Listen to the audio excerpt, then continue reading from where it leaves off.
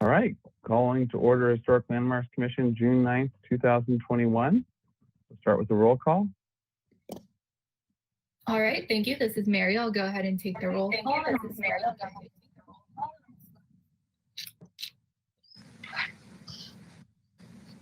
I'll go ahead and start with Chair Grumbine. Present. Vice Chair House. I am here. Commissioner Jordan. Present. Commissioner Drury. Commissioner Drury. Commissioner Edmonds. Present. Commissioner Lundvik. Present. Commissioner Mahan. Present. And Commissioner Manuel. Here. And Commissioner Uli. Present. All right, we have a quorum. Thank you. All right, great, thank you. All right, now we'll go to public comment, open public comment. Any member of the public may address the commission for up to 2 minutes on any subject within our jurisdiction that is not scheduled on this agenda for public discussion. Thank you, Commissioner Mahan, I'm sorry. Thank you, Chair Grumbine. And if you are attending by webinar and would like to give verbal public comment on items not on today's agenda, so again, not on the Mission Canyon Bridge project, then please click the hand icon on your GoToWebinar control panel shown on screen. All right, I see 2 hands raised. So one by Paulina Khan and one by Tom Jacobs. Okay, so Paulina Khan, I'm going to unmute you. And you have 2 minutes to speak.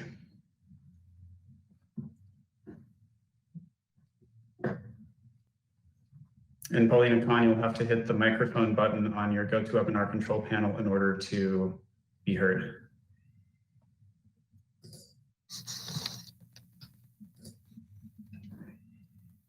Okay, I'm not hearing anything from Paulina Khan right now. So moving on to Roseanne Crawford, I'm going to unmute you. Okay. I just unmuted. Oh. Paulina Khan, is that you? That is me, and I did not want to speak on the just Okay. general. Thank you. Again, this is general public comment. If you do not wish to speak at this time, please lower your hand. All right, and Roseanne Crawford, I'm going to unmute you. It looks like Roseanne Crawford lowered their hand. Okay, so Tom Jacobs, you're next on the list. I'm going to unmute you. You'll have 2 minutes to speak.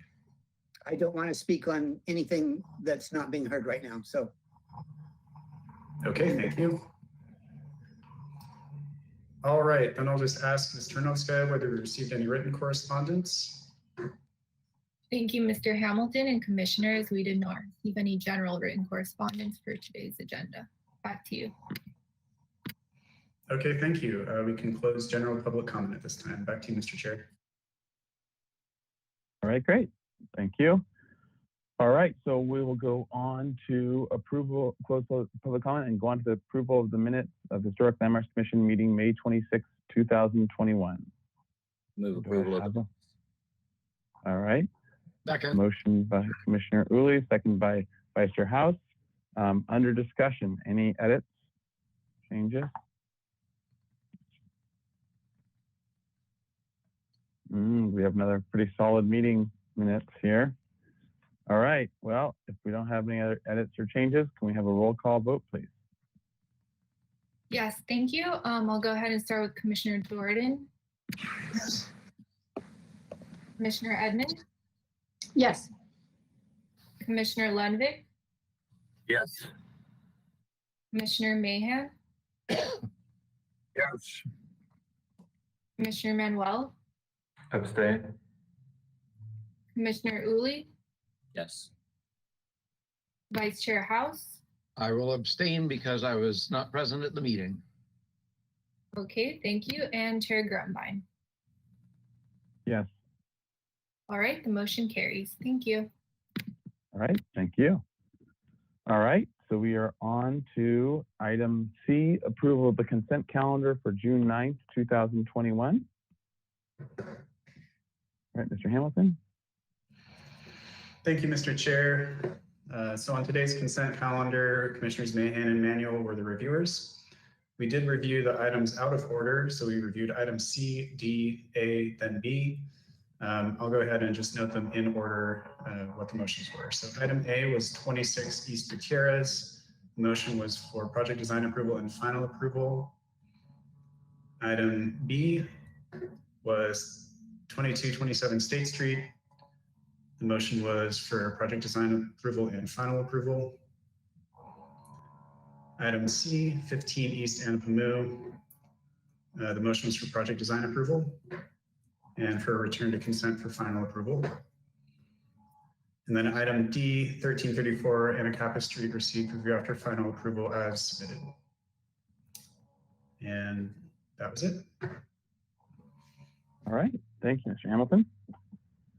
All right, so with that, is there any questions or discussions about the consent? All right, Commissioner Lenvick? Yes, would the staff move back to item C on the agenda? I want to see what that is again. I want to see what that is again.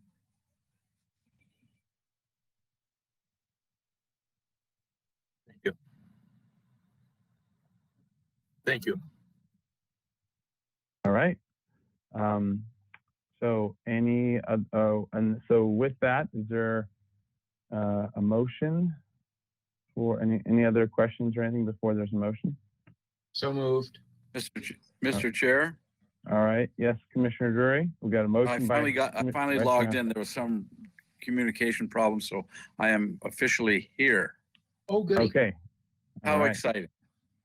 Sounds good. Okay, and then, so we have a motion by Vice Chair House. Do we have a second by Commissioner Jordan? Is that here? All right. So under discussion, any other discussion? All right, let's have a roll call vote.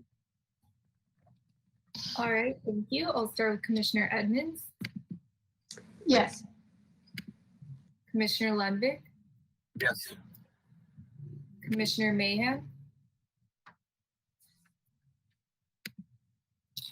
Commissioner Mahan, Yes. Commissioner Manuel, Yes. Commissioner Uli, Yes. Vice Chair House, Yes. Commissioner Jordan, Yes. Commissioner Drury, Commissioner Drury, Did we lose him again? Yes. Oh, good. No, Are you going to abstain? my vote is Commissioner yes. Drury? Commissioner No. Drury, I'm going to say yes. okay, because you did hear it. I just wanted to make sure you heard the consent agenda summary. Yes. Aye. Okay. Yeah, I did. Okay. Okay, great. all right, thank you, and Chair Grunbein. Yes. Okay, the motion carries. All right. Thank you. All right. Now we are on to item D, announcements, requests by applicants for continuances and withdrawals, future agenda items, and appeals. All right. Do we have any of those things? Commissioner Manuel? I'll have to recuse myself from today's item for conflict of interest. Missing the good All right. discussion. All right. Thank you. Leave the meeting. Commissioner Lenvick? May I ask the staff a question?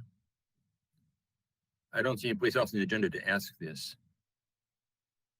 Is it about the item or is it about something else? Something else. Oh, okay. Yeah, Mr. Hamilton? I have a question of staff. The bank building on the corner of State Street and Victoria is either being re-roofed or having solar panels placed on it. And I'm wondering if staff is aware of that, and I believe solar panels don't require our approval. Is that correct? To answer the question about solar panels, those are generally exempt from design review, especially if they're placed on an existing building. I can certainly look into that address and make sure that there are, applications in for that project. It is the bank building right on the corner of State and Victoria. That's Victoria. It's the one with Sejikowia's statue in front, but it's being re-roofed and a lot of tile is gone. Okay, thanks for bringing All it right. to our attention. Yeah, good thing that solar panels don't look ugly. All right. Any more announcements, requests, etc. Future agenda items, appeals. Commissioner Edmonds. I have a question. Actually, it's related to our Mission Canyon item. Would I have been notified by staff if I owned property within this certain number of feet of the project, if it was in conflict? I haven't been notified, so I'm assuming that the fact that I have some property close by is okay. The staff, question?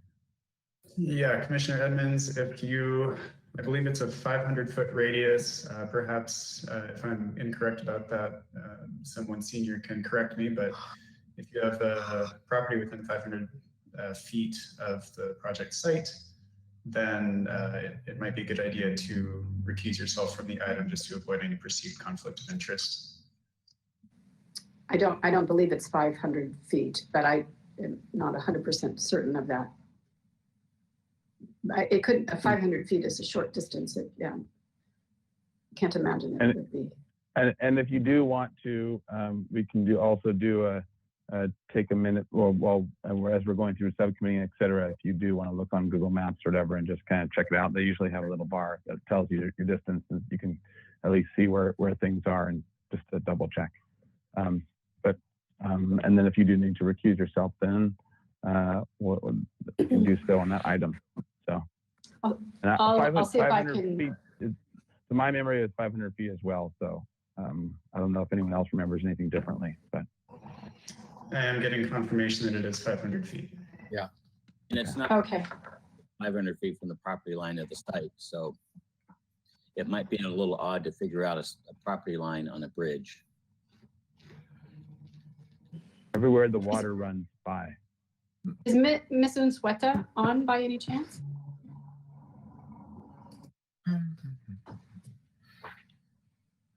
Well, I will Yes. Google it. I Well, think yeah, it's, I think I'm okay.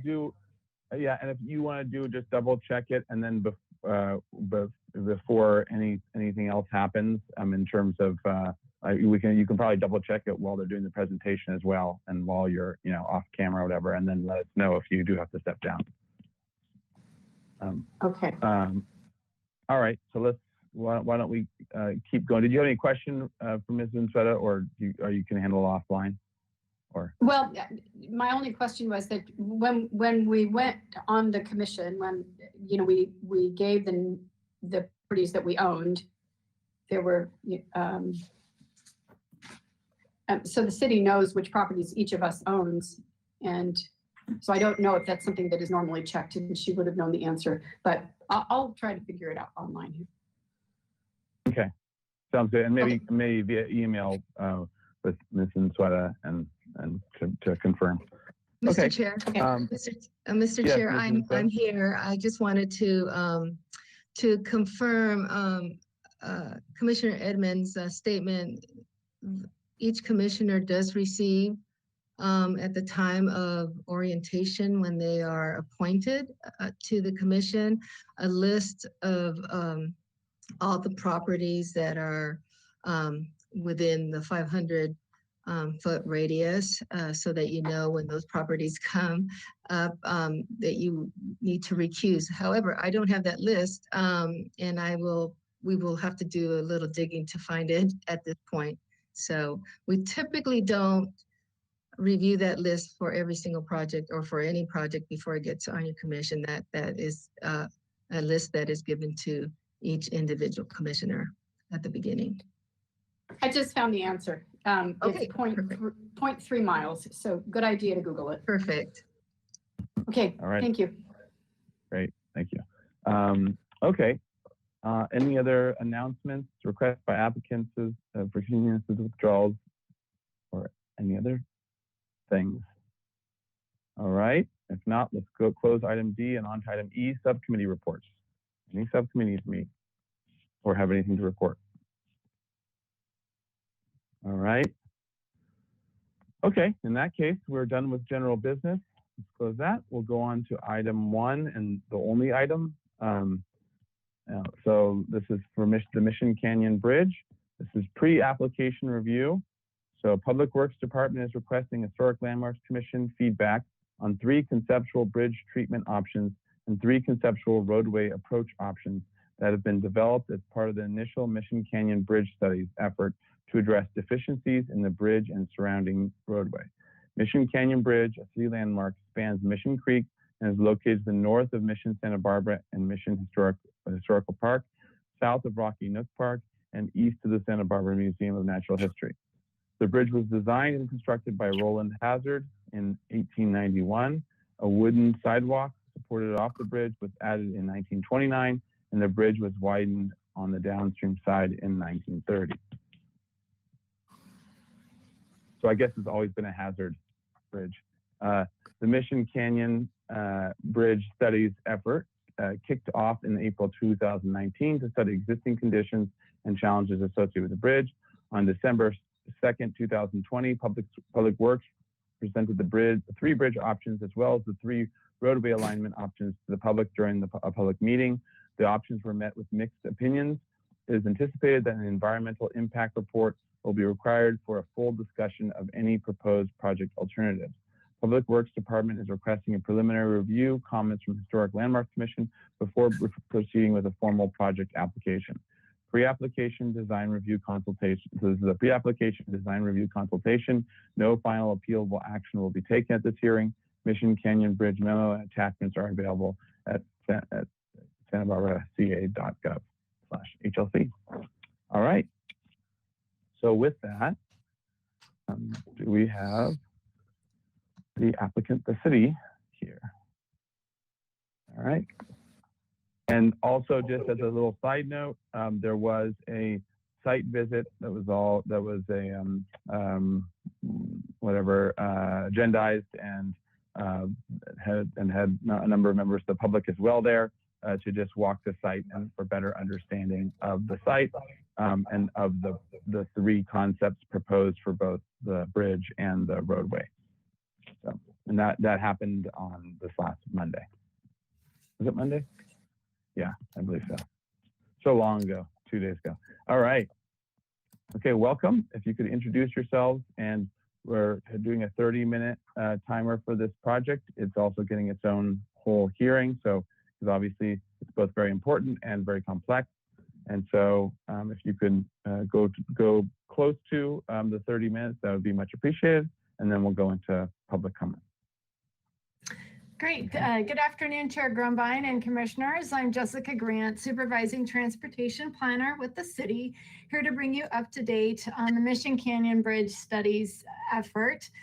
Our consultant historian, Paula Carr, will cover the bridge's history and preliminary findings of the historic features of the existing bridge and important historic structures in the vicinity of the bridge. I will cover the background on the study's effort and highlight the bridge's constraints and opportunities. Eric Goodall, our supervising design engineer with the city, will review the 3 bridge treatment options and 3 roadway options. Next slide. We request that the HLC provide us feedback on the 3 concept bridge treatment options and the 3 concept roadway options. Before we go into these options, I want to go into how the study effort came to be. Next slide. In December 2012, the city and county entered into a memorandum of understanding to conduct a community planning process for the Mission Canyon corridor. This action came at the request of a community group known as the Mission Heritage Trail Association that was later renamed to Safe Passage. The community process included 2 well-attended public workshops to discover what improvements the community would support along a corridor that lacks continuous pedestrian and bicycle improvements. One element of the community consensus in this process was to not involve any alteration to the Mission Canyon Bridge. Based upon the community feedback, staff developed conceptual plans for a continuous walking path on the west side of Mission Canyon corridor, which included a separate pedestrian bridge paralleling the Mission Canyon Bridge with on-street bike lanes. The city and county then prepared a joint application for the active transportation program. At that time, the grant was not successful. And until the rubrics of that particular grant change, we anticipate that not to be a grant source likely for said improvements. Paralleling that effort, Public Works was investigating the Mission Canyon Bridge. The bridge had met the criteria for functionally obsolete. The bridge is considered functionally obsolete based upon the Caltrans inspections in accordance with the National Bridge Inspection Standards. The reason for this status is due to the bridge roadway width and the approach alignment, both of which are not adequate. Bridge modifications were required to remove the functional obsolete classification would require the widening of the bridge and making smoother roadway curves approaching the bridge from either side. Because the bridge and the areas on either side of the bridge are classified as historic resources, these modifications would require a process to determine feasibility and environmental impacts of such project. In 2016, staff returned to City Council for directions since the community feedback was to not alter the existing Mission Canyon Bridge, and staff supported not moving forward at that time based upon the community feedback and concerns that the new roadway alignment may increase traffic speeds.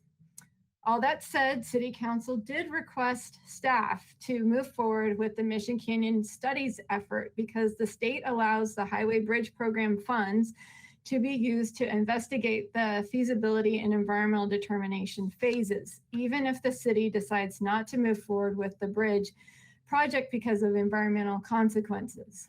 So in 2018, City Council approved a contract with the Wallace Group to assist the Public Works Department with these environmental and technical studies and preliminary engineering. In April 25th to 2019, the project team kicked off the Mission Canyon Bridge studies process at a community meeting at Rocky Nook Park. Next slide. These are the objectives set forth in the study effort. I will not read through these in all detail, but it was basically to look at the existing bridge with respect to seismic, scour, and hydraulical capacity, to look at the bridge in the context of historical, biological, and recreational resource protection, and look at the roadway geometrics. Next slide. Before we go into detail on the study's efforts preliminary findings, we wanted to hear from our consultant historian, Paula Carr, about the significance of Mission Canyon Bridge and the significant resources in this vicinity of the bridge. Can we bring up Paula, please?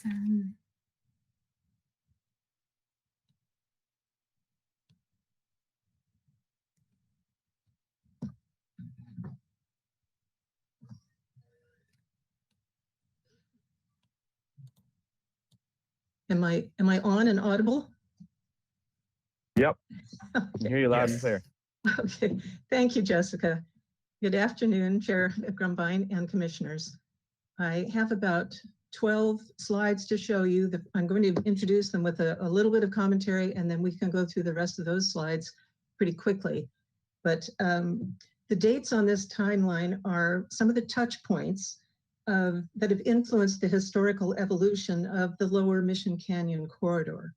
And this historical context and the historical resources inventory that you have already been provided in your agenda are based on a study area that encompasses Mission Historical Park on the Mission side of the creek, the stone arch bridge itself that spans the creek, and other historic period resources such as the Museum of Natural History, the Women's Club, and Rocky Nook Park on the far side of the creek. The historic context, as you might expect, contains information about how and why these resources came to be present in the corridor. And as we go through these remaining slides, the next dozen slides, there are 4 interrelated ideas that I would like everyone to sort of keep in mind. And we certainly know that makes sense that over the course of 200 years, we have experienced a lot of incremental change and sometimes more sudden changes in this corridor. These changes are related in large respect to differences in land use, the transition from what had been a mission industrial and agricultural landscape to a residential and leisure oriented landscape. That's an important consideration. A different worldview about how land is used or decorated or pruned or modified. The different modes of transportation that have been implemented through this corridor, and also on kind of a more metaphysical level, which cultural group has been in the political and economic ascendancy at any particular time in this 200-year period. So with that, let's go on to the next slide, please. This is kind of a forerunner of a postcard. It's 1/2 of a stereopticon view. It was intended for a tourist audience. It's a very early Hayward and Mazzal view, one of the large series. But the point is to really look at what this landscape was like in the early years. This is probably in the 1870s, mid 1870s, but it's very reminiscent of what the underlying geological landscape would have been like. It was boulder strewn, of course, because of the creek, the flooding of the creek. We have, and also from the natural bedrock, was called Pedregosa because of this rockiness. So that's one thing to keep in mind. It's a hallmark thing in the corridor. Next, please. And so this is another postcard view. And of course, you can see that there has been a remarkable change in the intent. The mission is still a functioning parish church. It is also a landmark, but it is decorated in a way and set. It has a setting now that is much more to do with leisure and sort of the meta appreciation of it as an historical place. Next, please. This is a view probably also taken by in the 1870s by Hayward and Mazzal. This is the Mission Canyon corridor in its earlier form, and off to the sides. This was after the mission period. After the mission period was over, and so it was in a state of somewhat ruin here. A lot of the things are unroofed, but this was an industrial landscape, and this landscape was based on the water power that was present in the corridor, starting at the 2 dams in Mission Canyon and Rattlesnake Creek, and coming downhill through a water storage and delivery system. Next slide, please. This was sketched by a civil engineer in 1847 during the Mexican-American War. He was visiting the area. And with the engineer's eye, you can see he took a very detailed view, and you will recognize many of the resources. This was in 1847, but you will recognize many of the resources that are still with us today. And I draw your attention to the elevated aqueduct wall at the left, and also to the foundation, the sort of shouldered foundation of the lower reservoir there. Next slide, please. This is that lower reservoir, and that shouldered element is still there, still helping to retain the water in the reservoir, which remained a city source of water into the 20th century. You'll notice how it's being pinched now by the curbing there. And this is, in fact, one of the large pinch points in the project area. Next slide, please.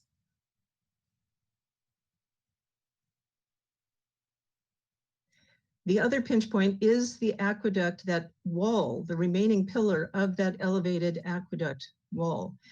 A lot of the water came from Rattlesnake Creek, and that kind of went out to the agricultural field. The elevated aqueduct carried water to the other side of the mission and over more to the working area, the different craft areas. Next slide, please. This is the plank road that preceded the first stone bridge. And you can tell at the top of the hill there, you see the wall that was built to keep the water, the reservoir, protected when it was functioning as a city reservoir, no longer functioning as part of the mission system. The plank road obviously accommodates a different kind of vehicle. It was not necessarily for horses or pedestrians, although certainly useful to them. And it wasn't built during the time of carretas. It was definitely a wagon road for what we think of as, or what we call the American period. Next slide, please. This is the 1891 bridge built by Roland Hazard. And I'll draw your attention here. There's a slight peak, just a very low level peak at the center of this bridge. And also notice the nature of the masonry on the sides there, on the walls of it. And the roadway surface at this time was probably a plank, soil covered plank, and soil covered because of the wagons and all. Also, this would have provided access because it was built by the Hazards after they had acquired Mission Hill. It would have also given them access to their carriage house. And that would have been an important consideration for them. Next slide, please. This is the example of the what we call the Stegosaurus wall, sort of familiarly, but it was known as also a Scotch picket. On the right-hand side, you see an example from Scotland. And you can certainly see that that's kind of the prototype of this idea, and this was attributed to Roland Hazard as well. This part of the wall was built in 1892. Next slide, please. Here we have a couple of things that are changes over time. On the right-hand side, you see the Oliver Trough and Fountain, which would have provided water to horses, among others. And you also see the break in the wall that was necessary when in 1929 they put in the pedestrian footbridge to take people over to the other side of the bridge, because that area was being developed by the Mission and by the Women's Club and Rocky Nook Park. So there were more pedestrians. Suddenly we had a pedestrian issue here of safe travel. Next slide. Now, in 1930, the bridge, because of the increased traffic in the corridor and because of the increased speed of that traffic, we now are dominated by the automobile. The bridge was widened about a third here. And so we see the two aspects of the bridge. On the left, you see the original 1891 portion of the wall with its masonry. And on the right-hand side is the 1930 edition, which has a rather different form of masonry construction. So I believe that's it. Next slide. And I think we're on to another topic. Yes, thank you, Jessica. Thank you, Paula. While you're not approving a project today, if the project were to move forward, these are the findings that you would make. Please note that these findings were recently approved by City Council in the Historic Ordinance Update. So we had some of these findings in the city staff memo. The date of our memo predated the Historic Ordinance Update. So I just wanted to make sure for reference, because I'm sure we'll be reflecting back on these findings just in the context of the conversation today of what you can do with the historic resources with respect to alterations, which we think a couple of the options will involve major alterations. And then next slide. There's also one option that you'll see today that will be probably considered substantial redevelopment as well. Next slide. Besides the historical constraints, there are many other constraints and opportunities to think about for the existing bridge and roadway. Why we want to spend time going over these constraints is because they all play into the bridge and roadway options that you'll see today. Next slide. This represents the study area in which we evaluated the various constraints and opportunities. Next slide. Let's start with the right-of-way constraints. The existing roadway varies from 22 to 30 feet in width. The actual right-of-way varies from about 40 feet to 60 feet. With some of the roadway options that Mr. Goodall will cover, additional right-of-way is anticipated for both private and public properties that would result in either temporary or permanent impacts. I'm not going to go through this in detail, but if a cross section is the temporary impacts and a solid color would be anticipated permanent impact. Next slide. There are utility conflicts as well. If you see a color here that represents a utility, as with most city bridges, there's always utilities running under them. Most of the utilities that we see here can be protected in place or relocated. Next slide. There are opportunities to relocate the existing sewer line with some of the bridge and roadway options. There's also an opportunity to underground utilities like utility poles indicated on the photo on your right. Next slide. Depending upon whether there's a future project or not, there is an opportunity to remove the concrete in the creek channel, which is a barrier to steelhead fish.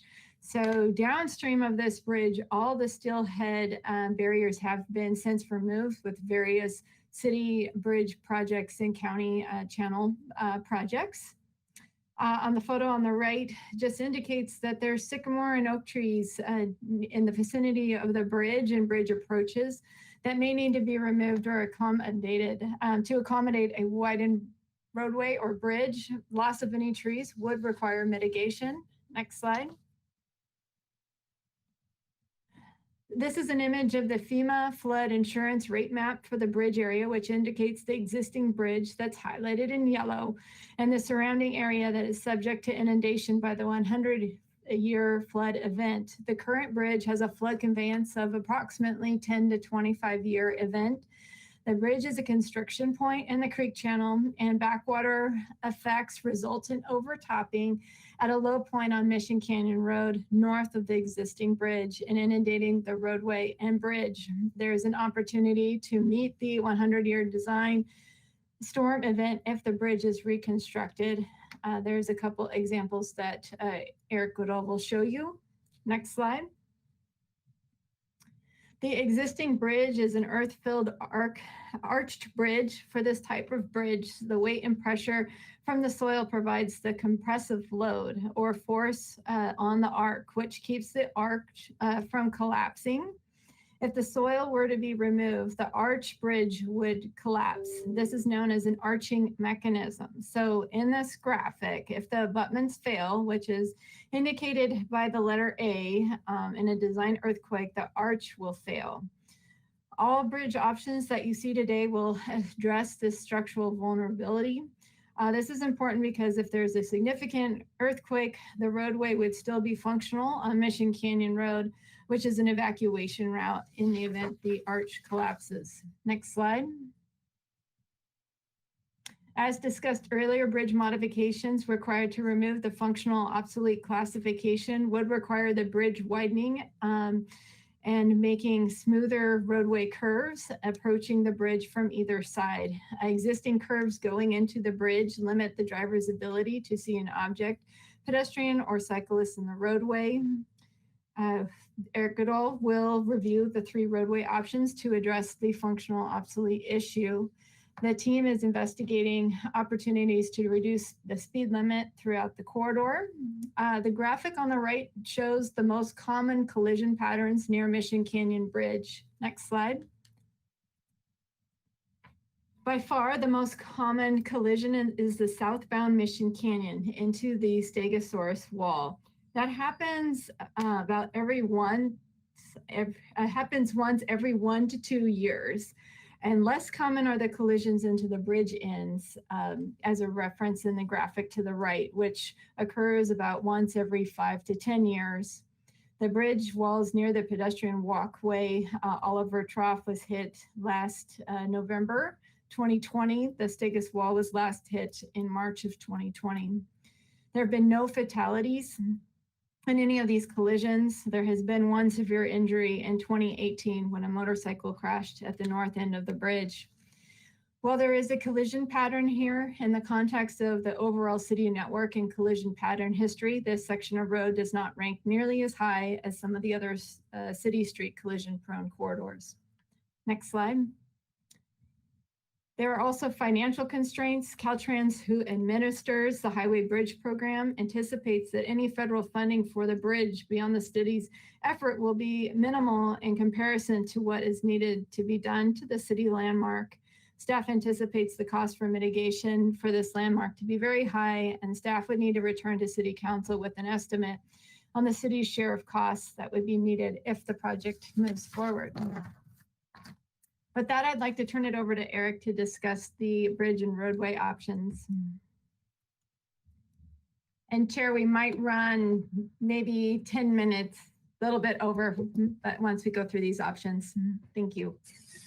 Thank you, Jessica. Good afternoon, Chair Grumbine and commissioners. I want to walk us through all the different bridge options and the roadway options that the city's team evaluated based on a lot of the conditions you heard earlier. Some of the big things we were looking at were the functional obsolete nature of the bridge. There are issues with the travel lanes and floodplain conveyance through the existing bridge, as well as seismic concerns since the existing bridge in the design seismic event, which is a 7.2 magnitude earthquake, the walls will collapse and the bridge, based on our modeling, doesn't survive that earthquake. So the first option we wanted to look at was evaluating how we could maintain the existing arch and stone in place. The line work that you see on the page in front of you depicts the bridge and the stone walls as they are today. In order to meet the FHWA minimum width requirement, a wider roadway is required above the bridge. So the team surmised that we could do something similar to what was done in the 1930s to widen the bridge, and that would include dismantling the stone railing adjacent to the travel lanes and reconstructing it at the edge of a widened deck on top of the existing arch. That would require removing some of the existing soil within the stone structure while keeping the structure in place.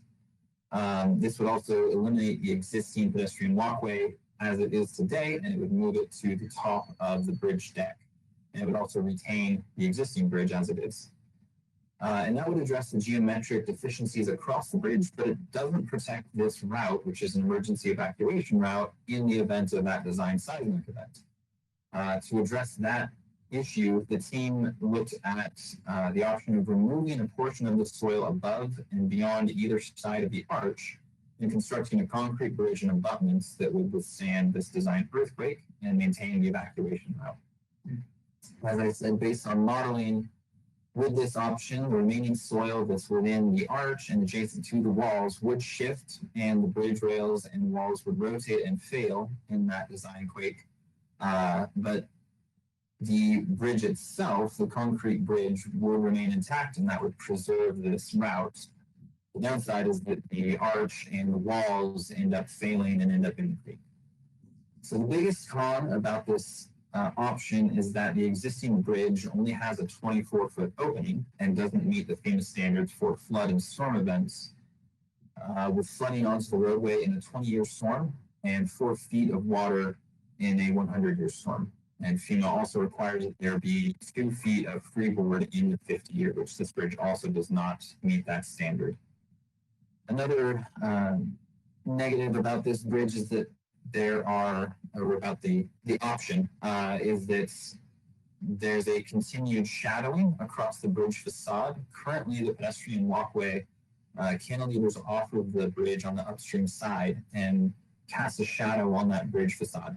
This option, since it would require widening of the bridge, would cast a similar shadow on that facade.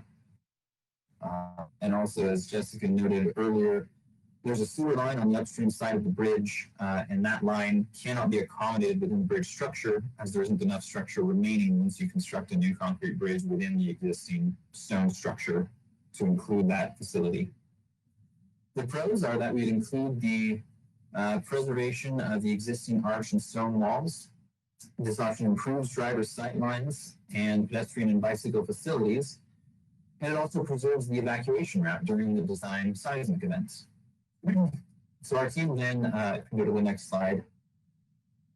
We took a look at how we can address, I'll note, so this is just another angle and view of that bridge built within inside the existing stone bridge, so you can get a better idea of how that concrete structure fits within the existing stone bridge. Next slide, please. So the team then looks at how we can address the bigger con issue for option 1, and that is the flooding through the arch and around and on top of the bridge. Members of the community suggested that we examine if a culvert or a pipe can be used to convey that additional water during the 50 and 100-year storm. So the team reviewed that option and discovered that the size of the culvert that would be needed to convey the additional flow ends up being the same size as the original arch. And aesthetically, architecturally, we surmised that a box culvert, the same size as the arch, is not going to be within the character of the existing area. And so we came up with this 2-arch option, keeping with the character of the area. And this option involves reconstruction of the existing arch and wall, that first arch on the right, and then construction of a new arch to the south of that existing, reusing as much of the stone as is possible from that existing wall that's to the south of that existing arch. Due to the reconstruction and new construction of the walls and the bridge, everything can be strengthened to resist the design earthquake. The pros for this bridge are that in addition to resisting the design earthquake, the option would convey the 100-year storm without flooding the roadway and allow for existing utilities to be housed within the bridge, and that includes the sewer line. So in the end, the view from Rocky Neck Park and from the upstream side of the bridge is an unobstructed view of these 2 arches. The cons are that this 1 arch that currently exists becomes 2 arches, and this option is also expensive. As Jessica noted, the Highway Bridge Program provides limited funding for bridges and has restrictions as far as aesthetic treatments are concerned. Next slide, please. So that led the team to evaluating a 3rd option, trying to address the expense of option 2 while preserving all of those pros, conveying the 100-year storm, addressing the seismic deficiencies and the geometric constraints. We came up with option 3, which includes a 50-foot single arch that has that capacity for the 100-year storm. It meets the seismic requirements to withstand the design earthquake and has a 100-year lifespan. And that is a con that doesn't exist in the other 2 options, that 100-year lifespan. We could also incorporate the sewer line into the bridge, and this bridge also improves sight lines and pedestrian cyclist pathways. The con for this bridge is that it does replace the existing single arch bridge. In the end, we only have 1 arch, but it is 50 feet wide versus 24 for the existing. And it may jeopardize the ability for the bridge to be listed as a historic landmark. Next slide, please. So here we're looking at the roadway options. There are 3 of them, and as Jessica has noted previously, all of these options for the roadway can be constructed with any of the options for the bridge. None of them are tied to each other. So the first option we looked at was based on a lot of what we had heard from the community, and that is requests that the whole roadway be widened. So we looked at what a widened roadway looks like, and we came to this roadway where you have pedestrian paths and bike paths on both sides of the road. So this option includes a 6-foot wide pedestrian path and a 5-foot wide bike lane on both sides of the road, north and south of the bridge. It also includes widening and realigning roadway north of the bridge, shifting it to the northeast to both improve sight lines and address vehicular safety standards and safety concerns with collisions, as Jessica had noted previously with the Stegosaurus wall and power pole that are often hit on that north side of the road. The roadway lanes in most locations are 11 feet, except at that pinch point, which is just south of Mountain Drive.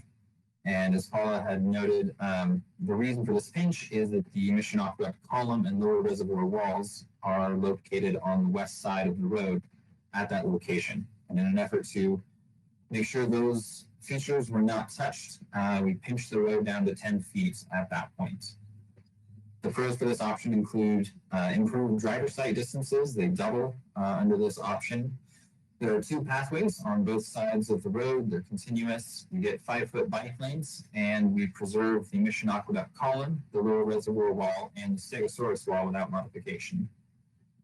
The cons of this option include shifting the All River Trough Fountain slightly to the east of where it currently is, relocation of the Monastery Gate and 30 feet of the connecting wall.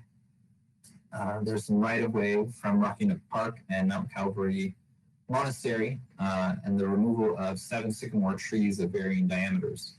In past conversations with the monastery, they did say that they would be open to this option, but if this option is chosen and the project moves forward, we will revisit that topic with the monastery. Next slide, please. So we then looked at another option that was brought to our attention by the community who were interested in less widening. So meeting some of those standards that we need to for the roadway, but with a smaller amount of widening. So the team took that concept and came up with option B, which includes a full path on the west side of the road with a downstream pedestrian bridge that's separated from the vehicular bridge. And again, if the utility proceeds to a project and this option is selected, we would evaluate the best location for that pedestrian bridge to tie in on either side. In this option, we're still able to shift the roadway to the east, north of the bridge, creating a pedestrian path along the Stegosaurus wall and meeting vehicular safety standards, doubling the sight distance.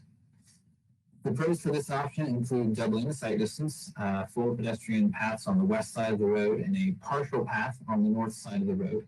The Mission Aqueduct column, lower reservoir wall, and All River Trough Fountain remain untouched, and the underground utilities are able to be undergrounded in this area. And it's our understanding that for this specific option, the vehicular bridge and the sidewalks will be eligible for federal funds, but the pedestrian bridge would likely not be eligible. And the cons for this option include just that the pedestrian bridge may not be funded by the Highway Bridge Program. We also only have a partial west side path, we only have a partial path on the east side. And a portion of the Stegosaurus wall is removed in order to accommodate the path on that west side. Monastery Gate and 30 feet of connecting wall will be relocated, and right-of-way from Rocky Nook Park and Cape Ann is necessary. There are only 4 sycamore trees removed, which is fewer than the 7 for option A, but we still have 4. Next slide, please. So then the team looked at what we can do if we had minimal narrowing or widening of the roadway, that is, and came to option C. So option C doesn't shift the road in any direction. The cyclist lanes are not modified. There's only one path on the upstream side due to the existing roadway remaining in place. The pros of this option are that we still include a 5-foot bike lane. We do not touch the Mission Aqueduct column, the lower reservoir wall, or the Stegosaurus wall, and there's minimal right-of-way needed from Rocky Nook Park for that pathway on the east side of the road. The cons are that the vehicular and bicycle facilities are below the current safety standards and could not be supported by the city as it does not meet Vision Zero safety standards. there's also only one pedestrian path of travel, and the Oliver Trough Fountain does shift to the east in this option. There's still 7 sycamore trees that are removed, and it's likely this option would not be eligible for federal funding. Next slide, please. Real quick, I'll go through this photo simulation here. So this is looking at the 2-path option. Right now we're looking north of the bridge, northwest. And you can see in the upper right image, it shows the existing roadway and the lack of pedestrian pathways on the left side of the road, and an unpaved, uneven path on the right side between those trees on the shoulder of the road there. The lower image, however, depicts the shifted roadway alignment that allows us to put in standard bike lanes on both sides of the street, as well as pedestrian paths on both sides of the street. There's also space for a planted parkway on the left that can be used to treat and infiltrate stormwater, which helps to recharge the groundwater table in this area. In this image, you can see that we've also removed the power poles and the associated lines and put those underground, which opens up the overhead views. Next slide, please. So then as we turn around and look south from that same position, we get the 2-path option looking south. And you can see in the upper left image, there's the existing configuration with power poles and lines above ground. The existing roadway alignment has 4 sight distances, and there's a lack of proper pedestrian pathways on either side of the road. The lower image depicts the 2-path alignment with the roadway shifted to the east, pedestrian paths on both sides, and the Stegosaurus wall remaining intact and joining up to the relocated bridge railing on the north side of the bridge that, as mentioned earlier, will be relocated similar to that 1930s widening out to the edge of the deck. And with that, I will hand this back to Jessica Grants. Yes, thank you, Eric. We have about 1 minute left. So on December 2nd, 2020, we held a community workshop to review these bridge and roadway options. And the community feedback is documented in your attachment 5. Like we heard several years ago, there are lots of residents that do not want anything done to this bridge. Others want safety improvements to the bridge for all roadway users. Overall, there are a lot of mixed opinions when it comes to this bridge and roadway. Next slide. We are coming to you very early on in the process. Given what we've discussed today and the context of what findings you will eventually have to make if a project were to move forward, we want to hear about your initial feedback in regarding the bridge and roadway options. Besides the presenters today, we have some members from our consultant team available for questions, as well as our traffic engineer, Derek Bailey. Thank you very much.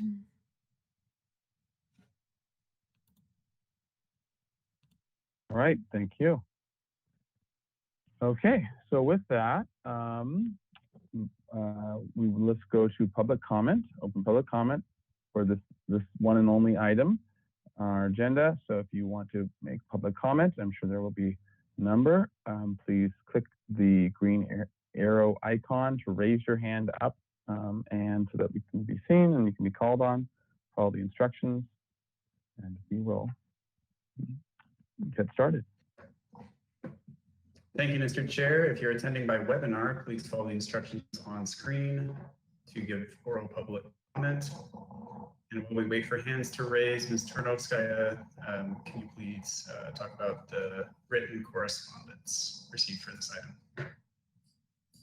Thank you, Mr. Hamilton and commissioners. We did receive 48 letters and emails, which were distributed to the commission prior to this meeting. Back to you.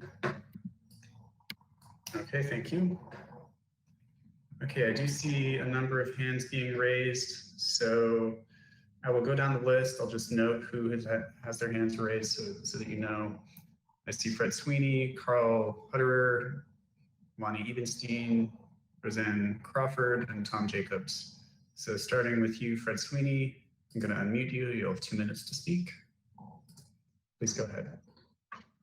Yes, thank you. Good afternoon, Chair and Commissioners. I'm Fred Sweeney, speaking to you as the president of the Mission Heritage Trail Association Foundation, Safe Passage, representing our board.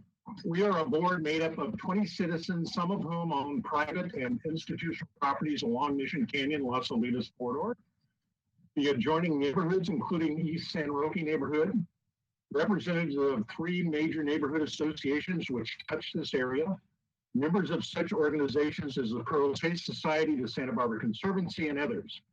Our members have a dozen qualified professionals from planning and historians to geologists and naturalists.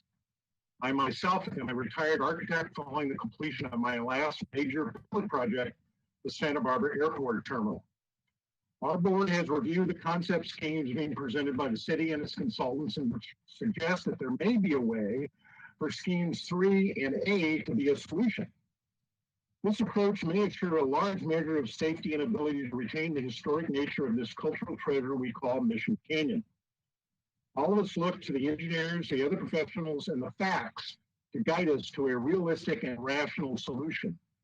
We trust in the wisdom and expertise of the members of this commission to assist in guiding us all to a solution that will reflect the spirit of Santa Barbara and ensure that whatever is proposed will reflect for future generations. I share with a quote by a mathematician upon that may be representative of where we are now in this process. Quoting, "The great impression of my years in Menlo Park was how impenetrable the veil of the future seems to be when new problems are to be solved, and how simple the results often is when the darkness of ignorance is lighted." Thank you. Thank you. All right, and next we have Carl Hutterer, and please help me with that pronunciation if I did get it incorrect. Okay, Carl Hutterer, you are unmuted and you have two minutes. Commissioners, Chair, my name is Carl Hutterer, as you just heard.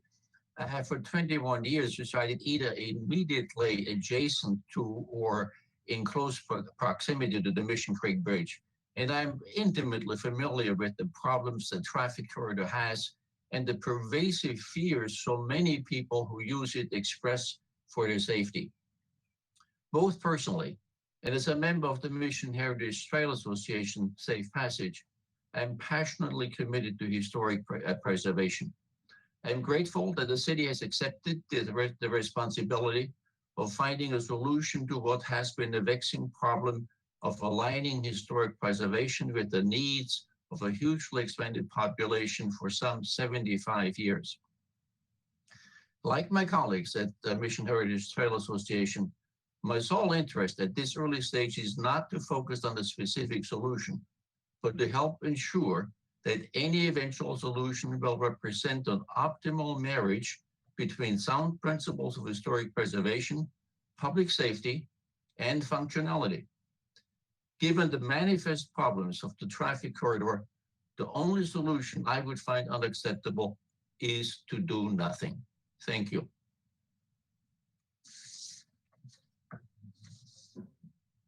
Thank you. Okay, thank you. Okay, Lonnie Evenstein, you're up next. I'm going to unmute you. You have 2 minutes to speak. Please go ahead. Great. Can you hear me? Yes. Okay, great. Chair Gumbine, members of the commission, I'm going to speak from the heart. What an abomination. There's just no other way to talk about this. And it's an abomination. There's no compelling evidence about traffic issues. Jessica Grant's first comment was way down the list as far as the city is concerned.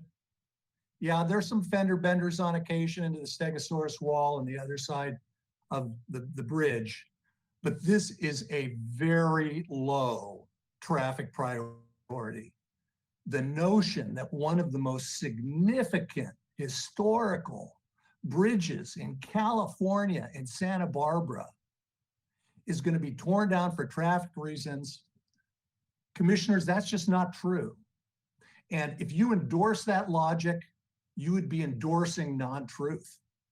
Similarly, on the earthquake and the flooding issues, most of you have lived in this community for a long time, as I have, 50 58 years myself in Mission Canyon.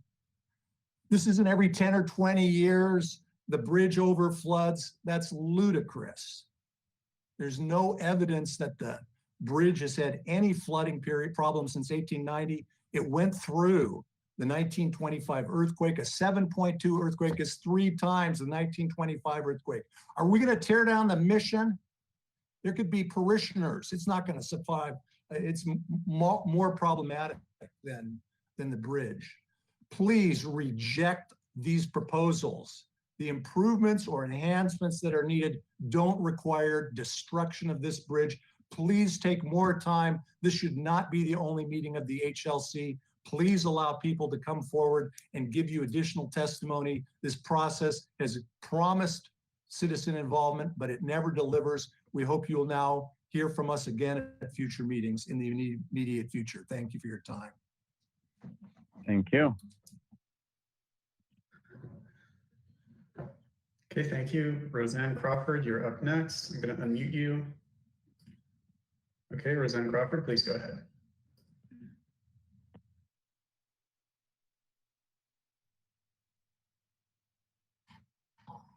And Roseanne Crawford, as a reminder, you'll have to click the microphone button in order to be heard. Okay, now I think you can hear me? Yes, we can. Thank you. Thank you. Yes, Roseanne Crawford, 35-year resident of Mission Canyon, and I'm the originator of the Move On petition, Save the Historic Mission Creek Bridge. At this time, we have 902 signatures.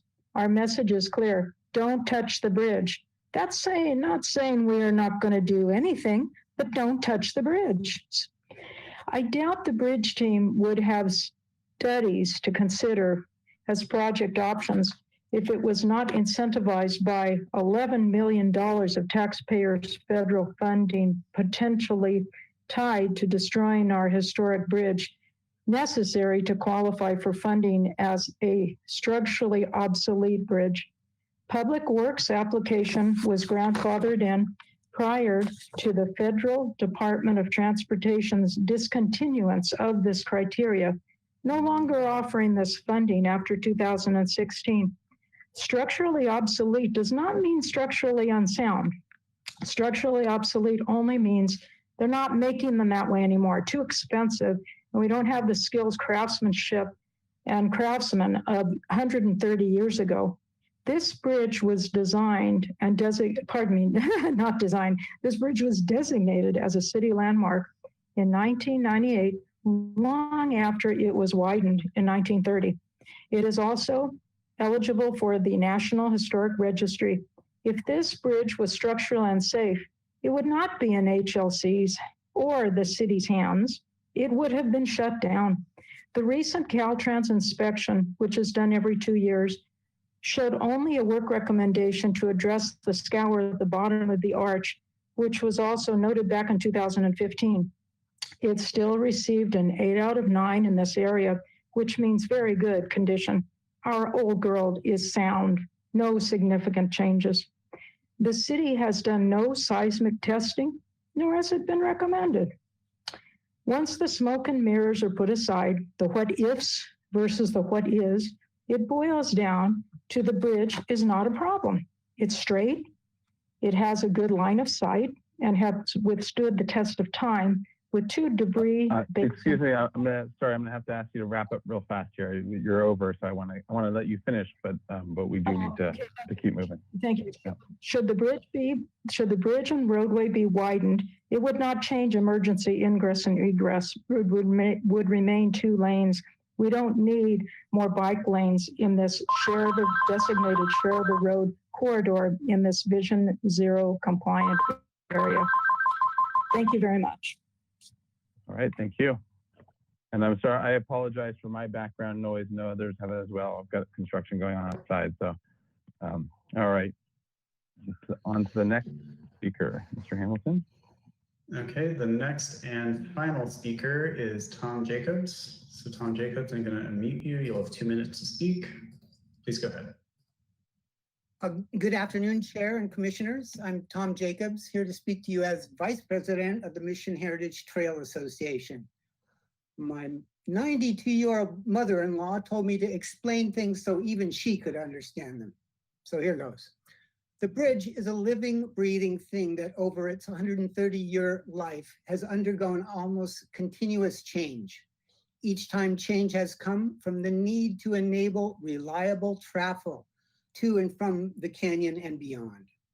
In the late 1800s, ranchers and town dwellers traveling from the budding city to Mission Canyon and beyond, tired of dragging their wagons through and goods through the creek, and a wooden bridge was erected. This improvement stood for some years, and then things changed again. In 1891, the wooden bridge was replaced by a stone bridge. For 38 years, the structure served its purpose, but surprise, things changed.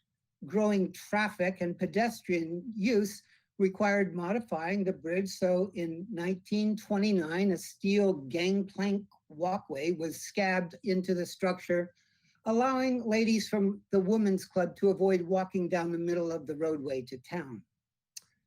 Ever increasing traffic caused the community to elect to further modify the increasingly inadequate bridge, and in 1930, it was enlarged again. Over 90 years later, we face an aging infrastructure and misaligned roadway. The impact of the exploding traffic demand, the need for dependable multimodal access, and a fail-safe emergency exit from the canyon paint a challenging picture. We need to respond creatively to changing times and rework our lovely bridge once again. We have done so in the past, and there's nothing preventing us from crafting a forward-looking solution that embraces and renews the old stone bridge. This is the Santa Barbara way. Just ask any 92-year-old lady in a wheelchair. Thank you. Okay, thank you. All right, thank you. And we actually do have one more commenter whose hand just recently went up.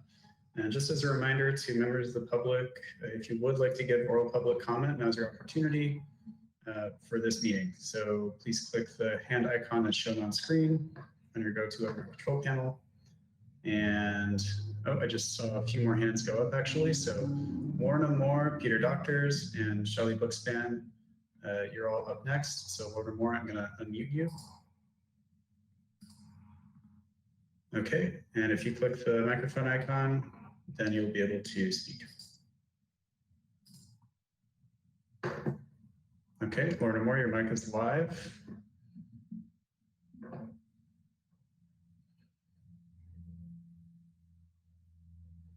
I'm not hearing from Lorna Moore. Looks like the sound went away. So I'm going to click on Peter Doctors here. Peter Doctors, I'm going to unmute you. You'll have 2 minutes to speak. And Ms. Moore, we can come back to you.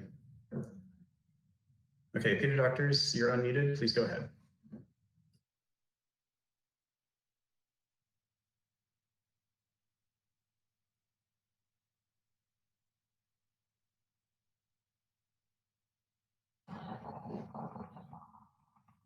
All right, I'm not able to hear from Peter Doctors either. Let's see, Shelley Bookspan, I'll click on you. Hi, can you hear me? Yes, we can. Please go ahead. Okay, well, I don't think I'll take 2 minutes. I'm Shelley Bookspan. I am a member of the Mission Heritage Trail Association, also became so after gaining an interest in it when I learned about what Safe Passage was addressing, which I believe has been an area of unfortunate neglect over, well, the more than 40 years I've lived in Santa Barbara. I want, first of all, to say that I understand why people are scared about having any change in that area. It is beautiful. I think what we really need to do is applaud the city for looking at non-cookie cutter options. I believe we need to understand the bridge is rated Caltrans 52 at 50. The Caltrans will take over. We don't want Caltrans to take over. we don't want a cookie cutter option. What we have seen are options that really respect the aesthetics of the area. And I applaud the city for looking at those as solutions to what I really think is unarguably a neglected area, a safety problem, and we do not want to wait until there is a traffic fatality. Thank you.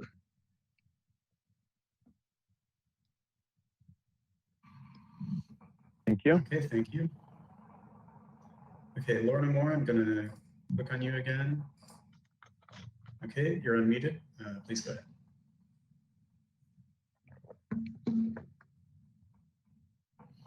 And Lorna Moore, your mic is live. I'm not sure why we can't hear you, but we cannot hear you at this time.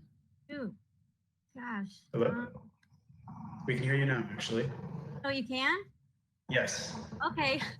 I don't know what I did. I started playing around with the toggle on the input and output on the little control panel.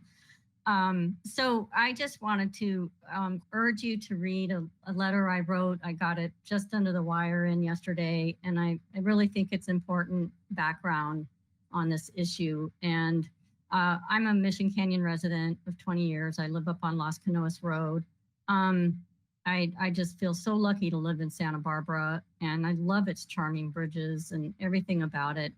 I pinch myself every day, and I just cannot believe that we're even considering this. And so I urge you to read the letter to find out really what's behind it and how this evolved. And there are a couple of speakers that are giving the impression that there's a lot of community support, but if you look behind the Mission Trails Association, it all started with the CEO of the Museum of Natural History, and part of their long-range plan was to attract visitors from the more popular attractions, the Mission Santa Barbara and Mission Rose Park, and they felt that to have a slightly more direct route for pedestrians would boost ticket sales. And they've been on a mission ever since then. And they were so confident that they would get this done that they built a sidewalk along Paseo del Sol,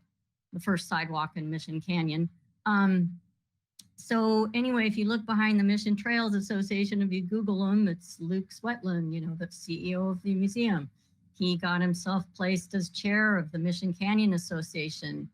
They're just, so they kind of speak for the Mission Canyon Association, but actually the Mission Canyon Association to this day has never taken a position. But some of the members there will go in front of council and say the Mission Canyon Association is for it. So I urge you to really look behind the veil here and seriously consider this project. It can't be undone. There's a very hollow purpose and need for it. Thank you. Thank you. Okay, thank you. And I believe we have two more commenters left who wish to speak, Paulina Khan and Peter Doctor. So Paulina Khan, I'm going to unmute you. Please go ahead. Okay, can you hear me? Yes, we can. Oh, okay. Oh, did I just undo me? Darn it. We can still hear you. What? You can still hear me? Okay. Yes. I request that we want to save this historic bridge. There is no need to change it. I request that the leftover $360,000 be used to study the process of repairing the soft grout, efflorescence, scour, and how to tie the two spandrel walls together under the deck for earthquake retrofitting that keeps historic integrity. The scour is 8 out of 9. That's very good condition. Soft grout needs to be analyzed. The Secretary of the Interior Standards has a brief too to show how. Efflorescence is not a real problem here because of our climate, but you can check it out anyway and figure out how it needs to be fixed. New urban design is recommending narrow roads. This bridge and this road is perfect as it is designed. I have noticed that if the wisteria on the picket wall at 609 Mission Canyon Road is moved to a trellis inside the yard, southbound folks will be able to see West Mountain Drive from further away. Not necessary, but it's a cleaner view. County is ready to install push-button solar pedestrian crossing signs at Puesta del Sol when permission is given. This bridge is holding up so much stuff. It's absolutely preposterous. This bridge thing should never have started. The city should have given the money back when they found out that the bridge was no longer eligible in 2016.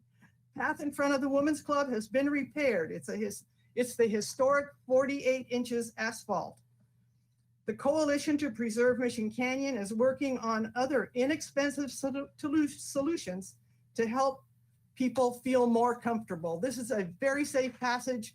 It's Vision Zero. Nobody should be touching the road or the bridge. We need to have local, simple solutions. There are solutions to having all of us feel comfortable and safe. Thank you very much. All right, thank you. Okay, thank you. And Peter Doctors, I believe you did have your hand raised at one time. So I'm gonna just check back in and unmute you. You haven't already done so. I think you Yes, can we hear can me hear you now. now. Yes. Just a quick one. I just wanted to raise a couple of points transportation related. I've been a traffic engineer for 25 plus years. The fallacy the Public Works is putting forward that aligning the road makes things safer is actually not true. And having curvature of a roadway that dictates the speed of drivers as opposed to a posted speed limit is the way to go, because posted speed limits, we know, are ignored by the general public. Speed studies that are done are not allowed to use the curvature of the road to discern the speed of the road. So for instance, Las Positas has vertical curvature. You're not allowed to use that characteristic of the road to determine the speed limit. So putting a 25-mile-an-hour speed limit is pretty much useless because it's unenforceable, and people will drive based on the conditions that are apparent to them. So if you change the curvature of the roadway to make it smoother, the only thing you're going to do is increase the speed, because drivers don't pay attention to the regulatory. They drive based on how they feel. So that would be my first point. Second thing is, beautiful bridge, survived an amazing earthquake. If it did fall down in a devastating, huge earthquake, there are other alternate routes. You could quickly build a new bridge under emergency rulings. So I just don't see the purpose of it. If you need to increase the pedestrian facilities from the Mission to the other tourist destinations, how we say, like the museum or connectivity, then I do support building another separate bridge. I believe the one on the west side is probably the best option, but that would give connectivity from the Mission to the museum. Don't touch the east side, leave the old wood bridge. I love it. Thank you very much. Thank you. Okay, thank you. Okay, and Mr. Chair and Commissioners, I believe that concludes the public comment portion of the meeting. So back to you. All right. Thank you. So let's start off with questions from the commissioners. And because this is a complex, first of all, just having a whole bunch of options that are put before us, that as one thing, and also not even just a whole bunch of options, but a whole bunch, 3 options to lower the actual bridge and arch, and then 3 options for the pathways. Was probably best to kind of walk through them one at a time and ask questions on that particular option. I think that we can ask any other questions as well, either at the end in addition to it, but we'll try to focus, generally speaking, on what the options that are being presented on both the pathways, the A, B, C, and the 1, 2, 3. Sounds like a Sesame Street song. On those different options, let's start with questions on those, and then we can talk questions on other things as well, just to try to order our questions, and then we can go from there into a general discussion. We're not, since we're not reviewing it for a design approval or making any action in that way. And this is very much a conceptual, even almost like a pre-conceptual review. I think that we need to be, talking about these options and asking questions about them, but then also just talking about bigger picture ideas and options and discussion as well. So I think there's going to be plenty of discussion on all these things. But if we can order it in that way, just to kind of keep it streamlined, I think that would be good. Try to get some sort of a semblance of order with this. So, okay. So with that, why don't we start with Mr. Chair. Commissioner Drury? Go ahead.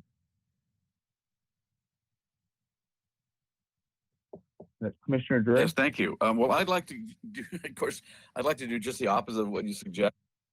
Yes, hello? That's very much like Hello? you. Go ahead. Yeah. Hello? Yeah, we can hear you. I still hear you. Yes, only from the general to the particular. Can you hear me? Yeah. Can go ahead. anybody hear me? Keep Yes, talking. we can all hear you. Yeah, Okay. we can hear you. Okay, thank Yeah, you. we can hear you. Yeah, I'd like to, I guess before I start commenting on the options, I need to have some things explained to me that was general information from Ms. Grant and the other speakers. Okay, Will one of the speakers, excuse me, will one of the speakers talk about the term functionally obsolete? Did you explain that, please? Okay. Yeah. So you want to go from the other, you want to go, right now we're just questions before we go into comments for sure. But you want to go questions about bigger picture ideas first, rather than before we get into the specifics of the different options. Okay. Yeah, that sounds good. Let's do that. So functionally obsolete, Mr. Goodall, if you want, or someone else want to jump in? Yeah, I think you should remind commissioners. So functionally obsolete is a classification that has to do with the geometrics of the bridge itself. It doesn't take into account the structural integrity or the wear and tear on the bridge. It's a matter of the functionality of the bridge is obsolete for today's current standards. So the FHWA standards are such that the bridge does not meet those standards geometrically. So that's the basis for a classification of functionally obsolete. And actually, can you go a little bit more in depth on that in terms of how this particular scenario, and maybe it's the bridge and the road or whatever, but in what ways are these functionally obsolete, and how would they not be if they were to be analyzed and found to not be functionally obsolete? Well, what would have to change in them? Right, thank you, Chairman Grobine. So the functional obsolete for this bridge, it has to do with the approach as well as the bridge itself. It's the width of the roadway, the width of the travel lanes. There are minimum widths that FHWA assigns for the bridge itself, as well as the geometry of the approach. So primarily it's the approach from the north side of the bridge for southbound traffic. And sorry, I don't know if it's Mr. Bolton doing it, but I know that this bridge is functionally obsolete. But yeah, if we can get to to the newer pictures to kind of look at that maybe while you're doing that, or is there just an existing? I can't remember if one of the slides had just the existing conditions on it, and maybe you can kind of point out where they are. Well, Mr. Chair, I don't need that. I just needed to have an idea of what they consider a terminology for functionally obsolete, which is used. I know that it's something different than that, but that'll be a comment. Yeah, I'd also like. So I was actually spinning off of your. I was adding to your question because that was one of the questions I had as well. So I'm just adding to it. I want to understand what it is about this that is functionally obsolete. What it is about this roadway, the approach, the tilt, what the width. Like you, Mr. Goodall was just starting to go into. I want to understand that as well as part of that. Right. So sorry. Chair Grobine. So if you go to option C. For the roadway, that shows the existing condition. One of the big factors that contribute to the functional obsolete for this bridge is the stopping site distance. And for this bridge, the distance is about half of what's required for the speed of the road. So for a 25-mile-an-hour road, the stopping distance is approximately 150 feet. And the existing stopping distance for this road is half of that as it sits today. Okay, good. I think this is the slide that explains it. Okay. But it's not what it really means. Anyway, may I ask another question, please? Sure. So there's a timeline that was presented by Ms. Carr, I think, and I'm interested in knowing why a number of events that happened, not particularly in Santa Barbara, but close enough by, for instance, the Tejon quake of 1906 that caused significant damage, and also the Tehachapi quake of 1952 should be on that timeline. And I think also the winter of 1978, in terms of a rain event, as we call it nowadays, and the winter of 1982-83, which caused the Mission Creek Bridge not to overflow, but actually withstood all that stuff coming down from Mission Canyon. And I also wonder if there was any suggestion of failure in the Las Canoas Bridge and the Foothill Bridge above the or next to the fire station up on Foothill. They all took a significant amount of water and culminating in going down underneath the Mission Creek Bridge. I looked at it a couple of times. It was pretty awe-inspiring, the amount of water. I'm wondering why those events have not been added to the timeline, because they certainly point to the durability of the existing bridge. Can anybody answer that, please? Okay, to staff and to the historian or to I think it's whoever wants it. Ms. Carr. Me. Oh, am I visible? Yeah. Yeah. Yes. Hello. The reason it wasn't included in the timeline was that we're talking about the historic period resources, and those would be resources from, quite a bit farther back, 40, 50 years back. And also because my summary was talking about the historical resources and not the flooding issues or other aspects of it. Those were covered in other parts of the presentation. So the timeline was specifically about Mission era, the American period, and so forth. The resources that were generated by that time period, and we weren't assessing the flood issues or non-flood issues in that section. I mean, we could make another timeline, I suppose, but that one was restricted just historical resources. I hope that Well, only because this is brought up, flooding is brought up, and earthquakes were brought up. I think it would be a good idea to include the events that the bridge has withstood. Anyway.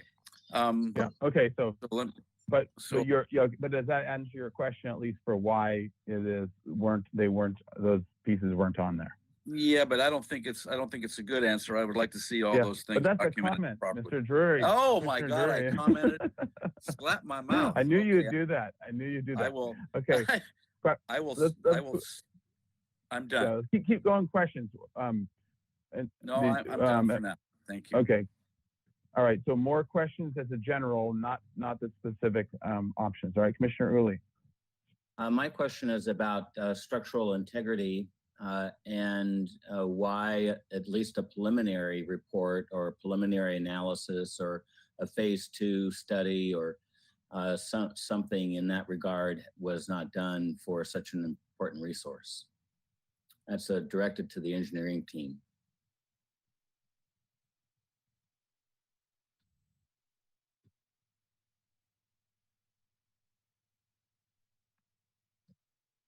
Chairman Grumbine and Commissioner, I'll take that answer.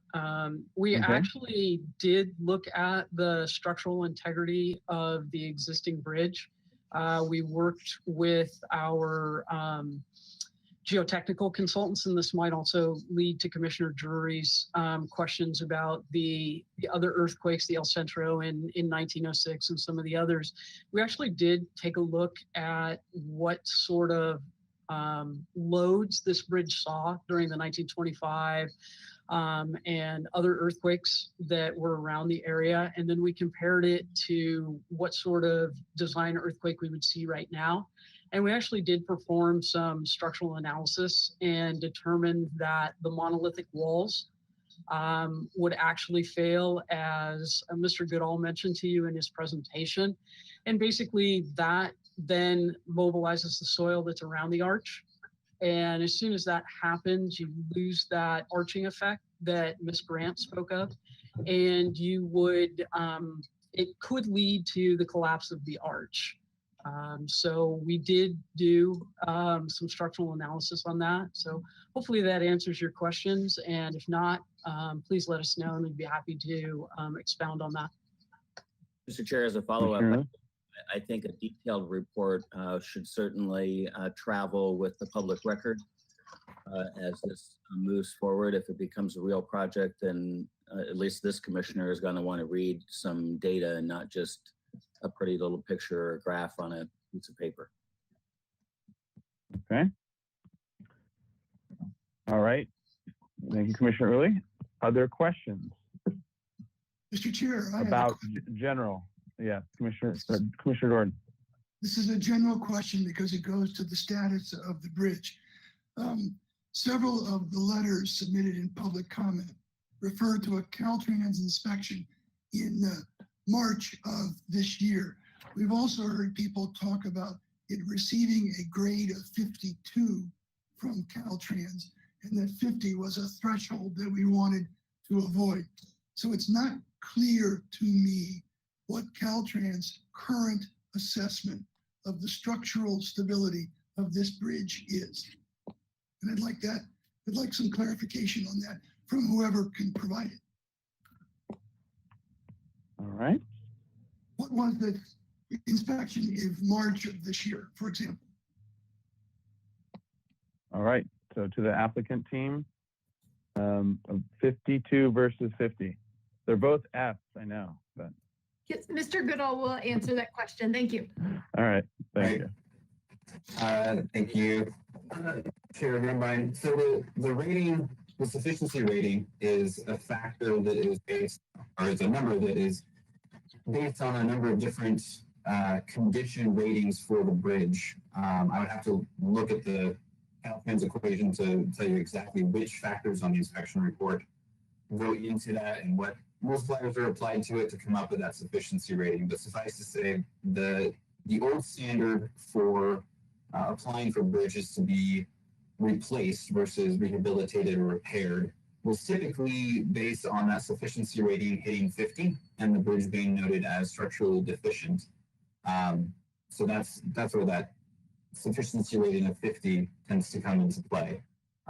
Bridges that are over that sufficiency rating, they're ones we keep on our radar because they, as time moves on, that bridge will likely go under 50, and it's something we should look at for potentially replacement versus rehabilitation. There's, under the new Caltrans guidelines, they're not limiting bridges to that sufficiency rating for replacement. Actually, all bridges are going to Caltrans now as rehabilitation projects to begin with, regardless of their sufficiency rating or structural deficiency. And the applicant makes a case with Caltrans, and they review the project and the scope of work that's necessary and the condition ratings for the bridge to decide if it's something that should be replaced versus rehabilitated. And that pertains to that sufficiency rating.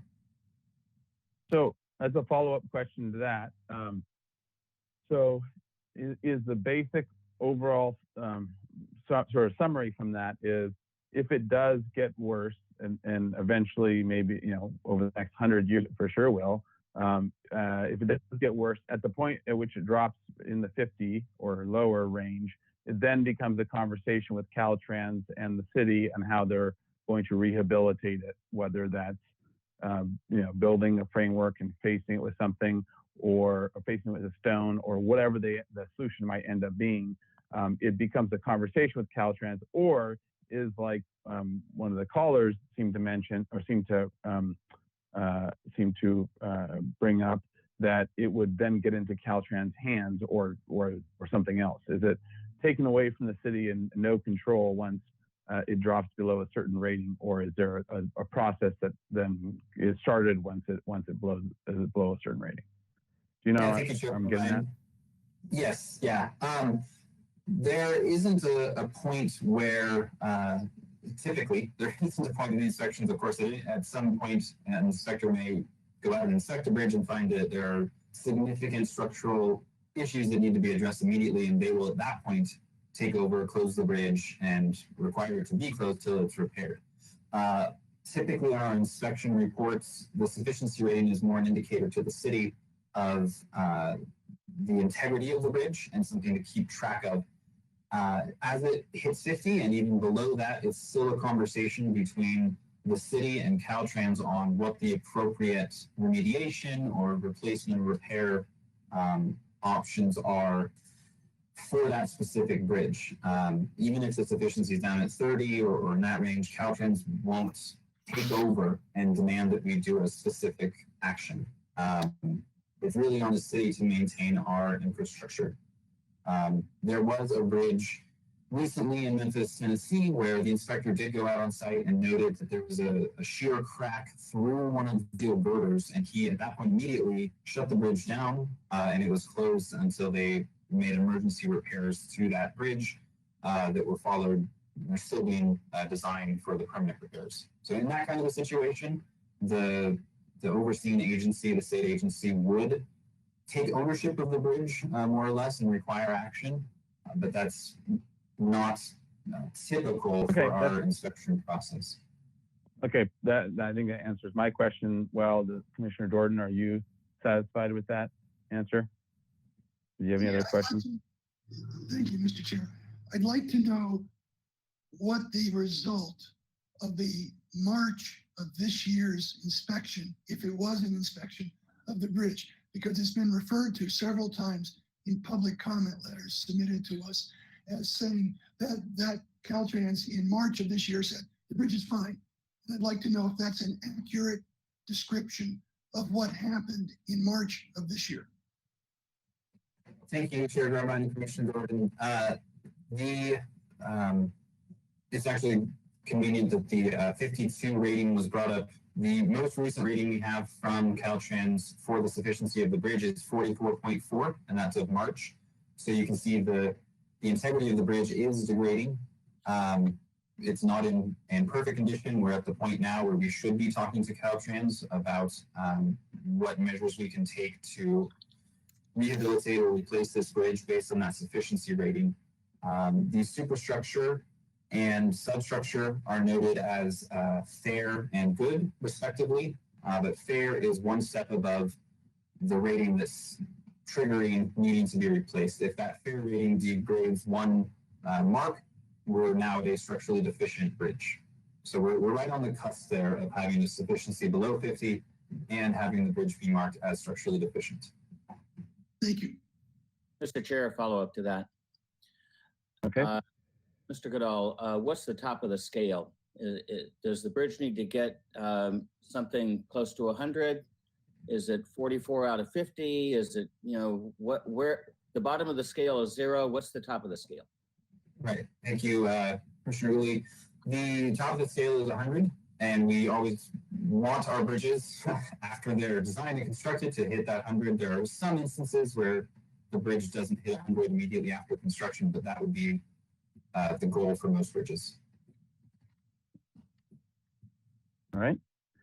Other questions, Commissioner Lenvik? Yes, Mr. Chair. I want to keep on that question of Caltrans.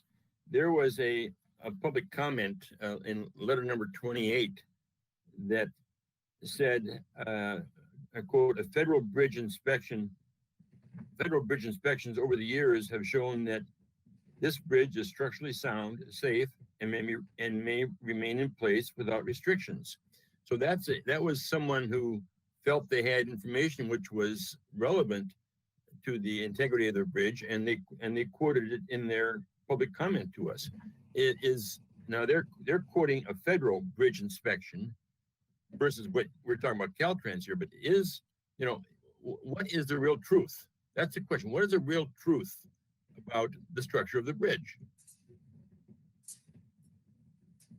Chair Grunbein and Commissioner Limbeck, the bridge, I would have to look back at every past inspection report to give you a good breakdown on what's happened throughout the years. But as we can see right now from the existing sufficiency rating, the fact that it's decreased from 52 to 44 in the past 2 years, the bridge is degrading. There are elements of the bridge that are noted on the inspection by Caltrans as fair and good.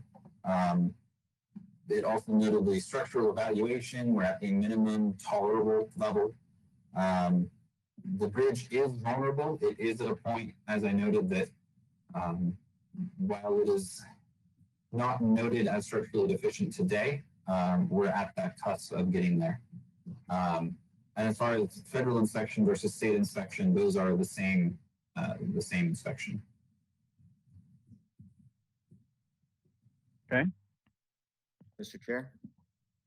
Commissioner Uli. This might be a question for Ms. Grant or someone in management to describe or give us a sense of what else is at risk in the financial world should the city fail to maintain its infrastructure funded by state or federal dollars.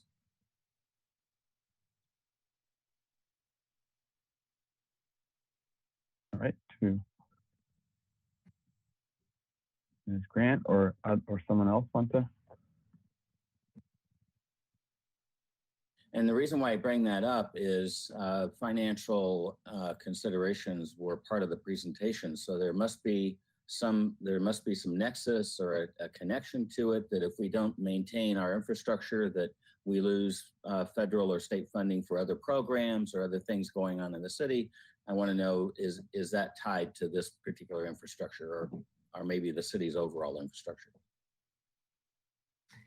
Yes, thank you, Chair Grunbein. Commissioner Uli, as far as for the financial constraint slide that was referenced in the presentation, it was more to, if a project were to move forward, there's certain limitations on which the highway bridge program would fund, and then what would be needed for matching with respect to that. So, and again, with the latest version of this highway bridge program with the latest changes, if there was any bridge work, they fund the very minimal improvements. So as to say anything of aesthetic nature or to carry on the landmark status of what we would envision as proper mitigation, that might not all be covered. And that would be a discussion that we would need to take with City Council as far as for those matching funds. Then just a bigger picture of just city infrastructure for just a general rule of thumb that the city, for all of our infrastructure, we try to, again, maintain what we have and then also maintain safety as well. And Eric, did you want to say more on that? But it just in general, you know, the city tends, when it comes to infrastructure, we tend to be risk averse. Yeah, I just wanted to add on to what Jessica noted.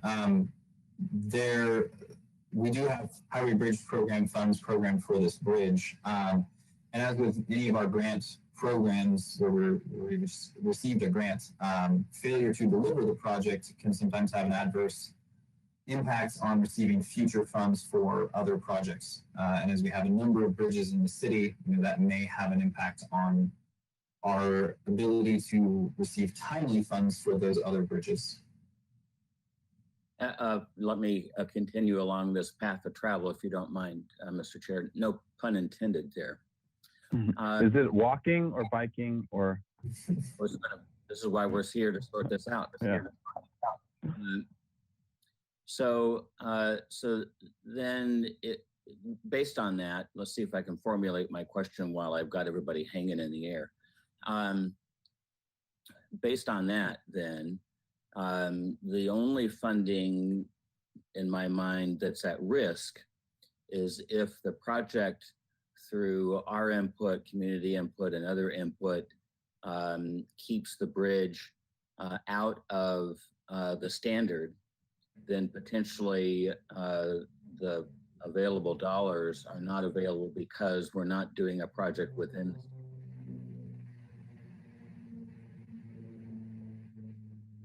In other words, the state and the feds are not going to pay for a bridge that's outside of the standard. Right, Chair Grambine and Commissioner Uli, that is correct. If we propose a bridge that does not meet the minimum FHWA and FEMA standards, the portions that do not meet it and potentially the entire bridge would not be funded by the Highway Bridge Program. All right, I think that's an important point And, to keep. and maybe as we, I totally get where you're going with it, Commissioner Uli, in terms of that line of questioning. And maybe as we go through the options, we can revisit this for each one and just make it clear what is and what isn't and why, so that we're understanding those effects of the decision as well. Okay, Commissioner Lundberg. Yes, I have two questions. The first is, how is this bridge similar to or different than the other bridges in the city over Mission Creek, which have been replaced in the last half dozen years? Were they replaced because of the structure or because of traffic flow, or why were they replaced? And this would be the same. Yeah, Chair Grambine and Commissioner Lundberg, thank you for the question. Other bridges in the city have been replaced for effectively two different reasons. Some bridges have been replaced based on their functional obsolete status. Others have been replaced based on being structurally deficient. Most of the bridges, if not all of them, have also had a sufficiency rating of 50 or below. And those were the triggers at those times for funding to replace the bridges. Second question is, how long will it take to construct a new bridge? And sorry. Go ahead. Okay, go for the first one. Yeah, thank you. We haven't gotten to a point with this project since, or the studies, since we really aren't at a project yet, to be able to fully evaluate the timeline for construction. It would depend on a number of factors, including if we close the bridge down and replace the entire bridge all at one time, or do whatever improvements with a closed road, or if the road needs to be open to stage traffic through the area. On other bridges, we've typically had a 1-year construction timeline if the bridge is fully closed. On bridges that have staged construction, similar to, or such as Cabrillo, that bridge took around 2 years, a little longer than that, once we got to construction.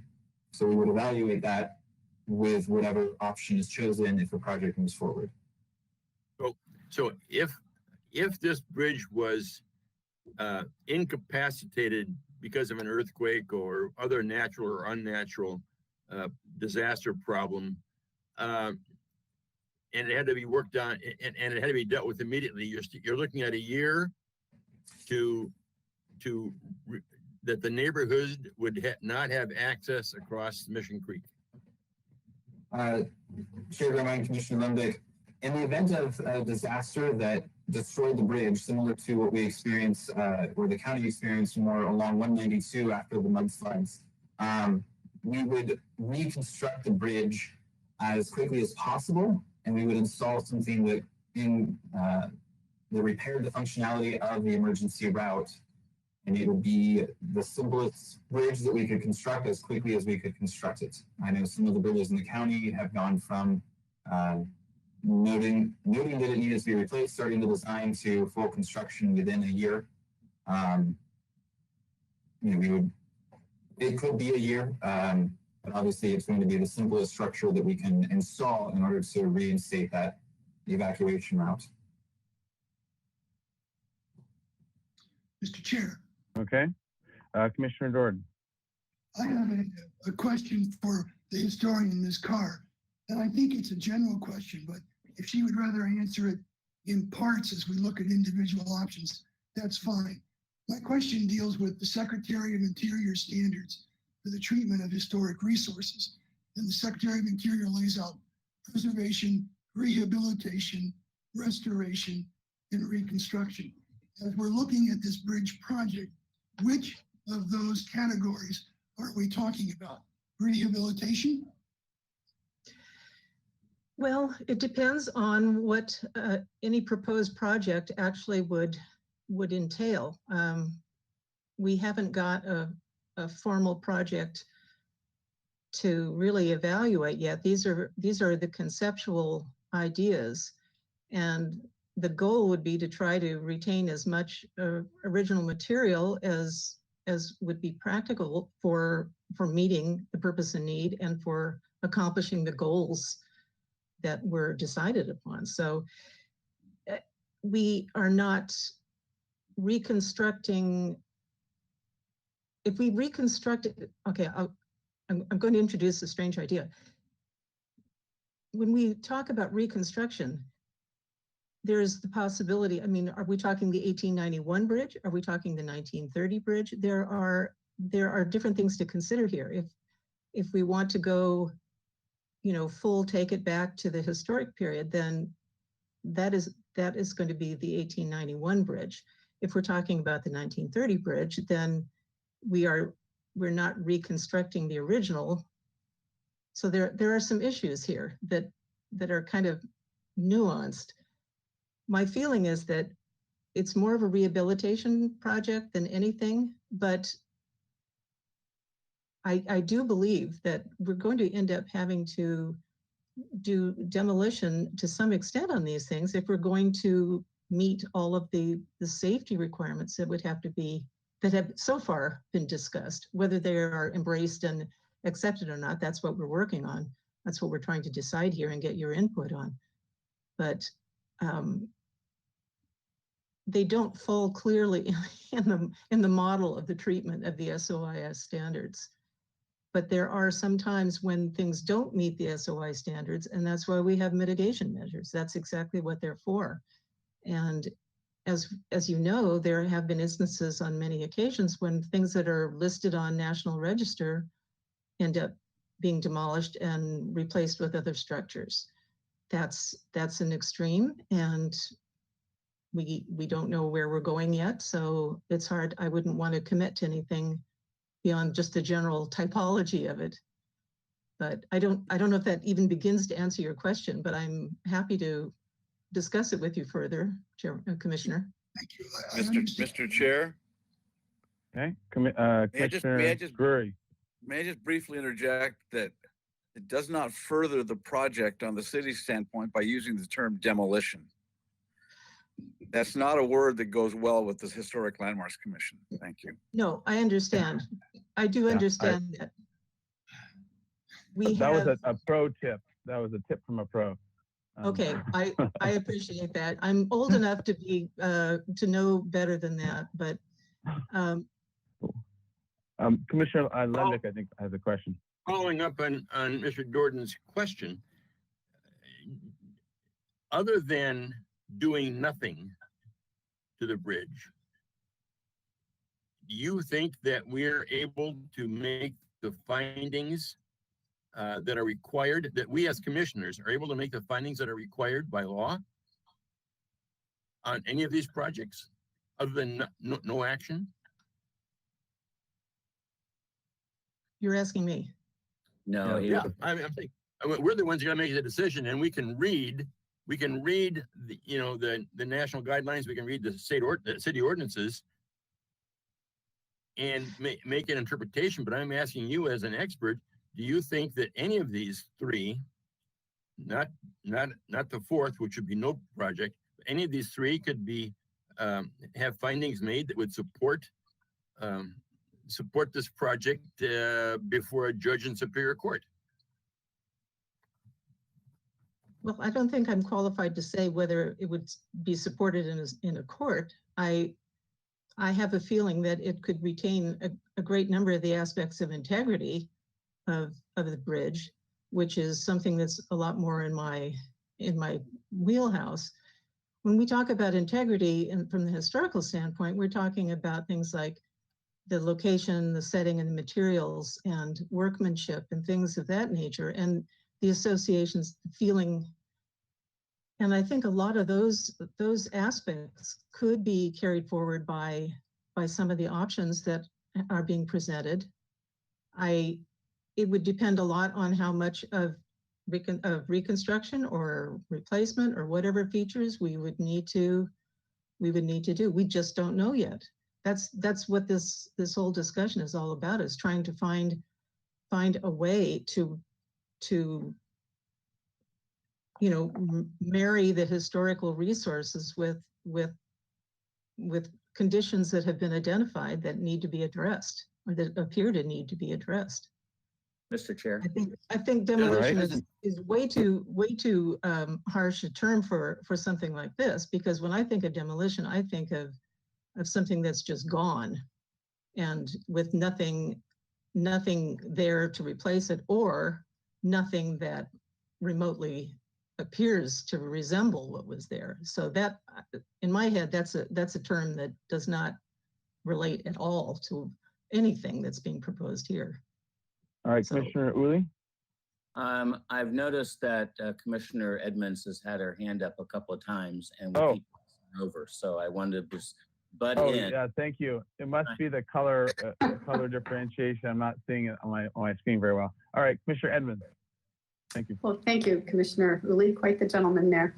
I want to go off in another, I have lots of comments, but I'll save them, but a different direction with a question, and that was regards the steelhead and the comment that if the concrete was removed, that the steelhead could travel back upstream.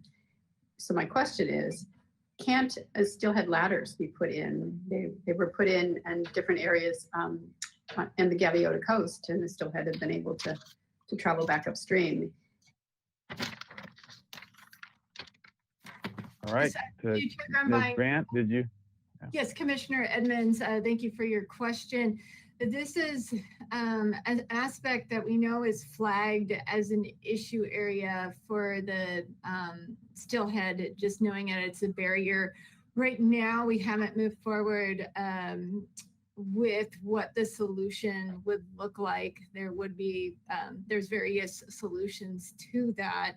And that's something that we would have to work with the consulting team and potentially with a steelhead expert as we move forward. Again, if there's a project that is moving forward, this would trigger all the standard agency reviews with the Army Corps and California Fish and Wildlife, and those are in Regional Water Board, but all three of those are the agencies we'd work with specifically to address for steelhead passage. I appreciate that, and I know you would need to get those agencies involved, but it seems in the presentation it was presented as if it was a fact.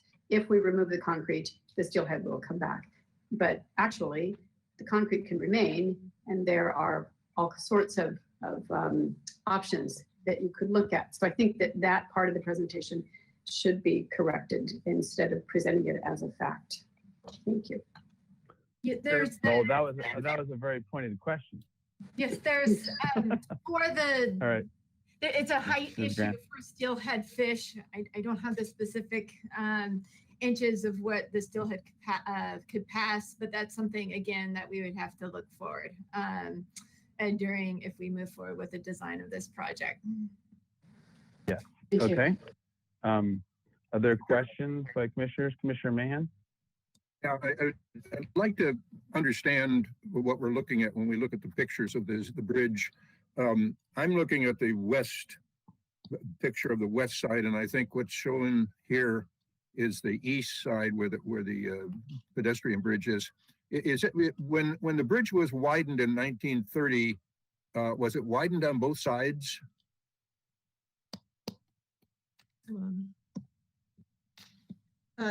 Chair, yes, Yes, if Or Ms. Paula, Carr? and then Ted, if you could, Mr. Hamilton, if you could go to slide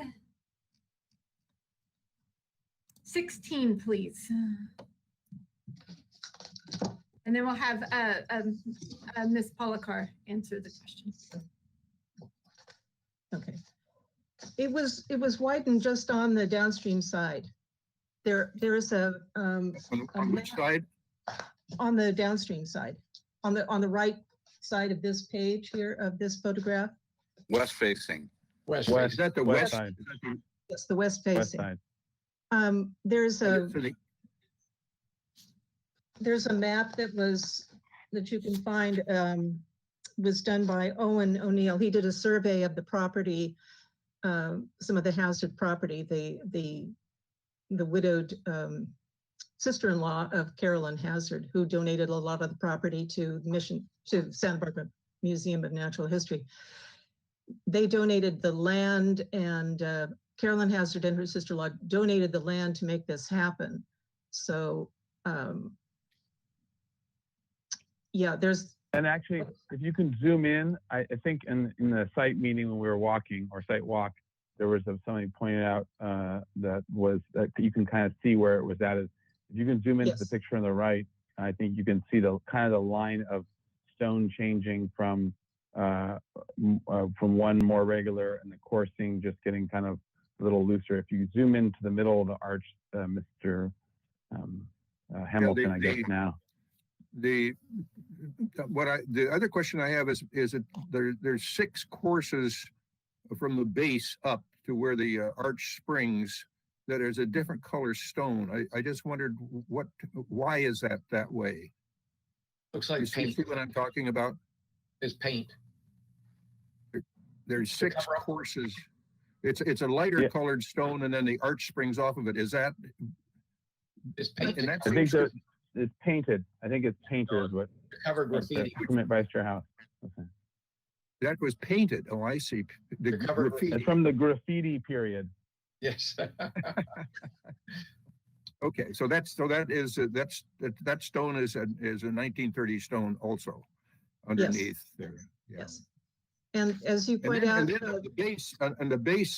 the base looks like there's concrete that has been poured in there and it slopes down. Do you see what I'm talking about? Is that also is that a concrete base in there that the water flows over? yes, that's concrete. It's a lining for a creek lining. And do you have some idea what the footings are like underneath this bridge? Do you have drawings? Do you have information on what the footings are like? I don't know. Daisy Morgan, do you know anything about I think the hazard drawing has the footing on what it. structural? I'm sorry? The hazard foot drawings have the footings on them. Yeah, they're basically large concrete blocks that were put underneath there. And yeah, the existing plans that we have from 1891 do show those, but they're basically large stones that are sitting right on the earth. But if they just widen the bridge on the west side, so the east side is 1890, and then there's how much it was widened? About 10 feet or something like that, right? No, it was almost doubled in size. So it probably, the original bridge was probably in the 14 to 15 foot width range, and now we're looking at 30 feet. So it was pretty much doubled in width. Oh, really what we're talking about here structurally is 2 bridges side by side. One of them is 1890, built in 1890 with whatever the structural technology was at that time, and the other one was built in the widening addition was at 1930, and that's different. Is that true? They use different stones. Unfortunately, Commissioner Mahan, there are no as-built or record drawings for the 1930 that we have been able to find. If someone has them, we'd love to see them. We don't know exactly whether they took out the wall, shall we say, in between the 1891 and the 1930 bridge, or if it's still there. That's part of an unknown for us. And in your presentation, you showed an isometric drawing, it showed a new structure of inside, and then this stone veneer would go around it. Is that what you're proposing? Mr. Hamilton, can you go to that page? If it's Mr. Hamilton right now controlling it. It is slide 31. And maybe if we can get that slide up, I can walk you through what we would be looking at. And this would be for option number 1 on the bridge. We affectionately call it the bridge inside the bridge. So what we would end up doing is the arch would need to be the arch would need to be supported as we did this, because some of the earth around it that's holding it in place would need to be removed so that we could put in new foundations, new supports, and a concrete bridge inside of it. Depending upon which roadway option was chosen, the width, the drivable width would have to be widened. And as Mr. Goodall mentioned in his presentation, that would result in a shadow, not too dissimilar to what we have today with the 1929 walkway that's on there. But if we could get slide 31 up, I think that would be helpful.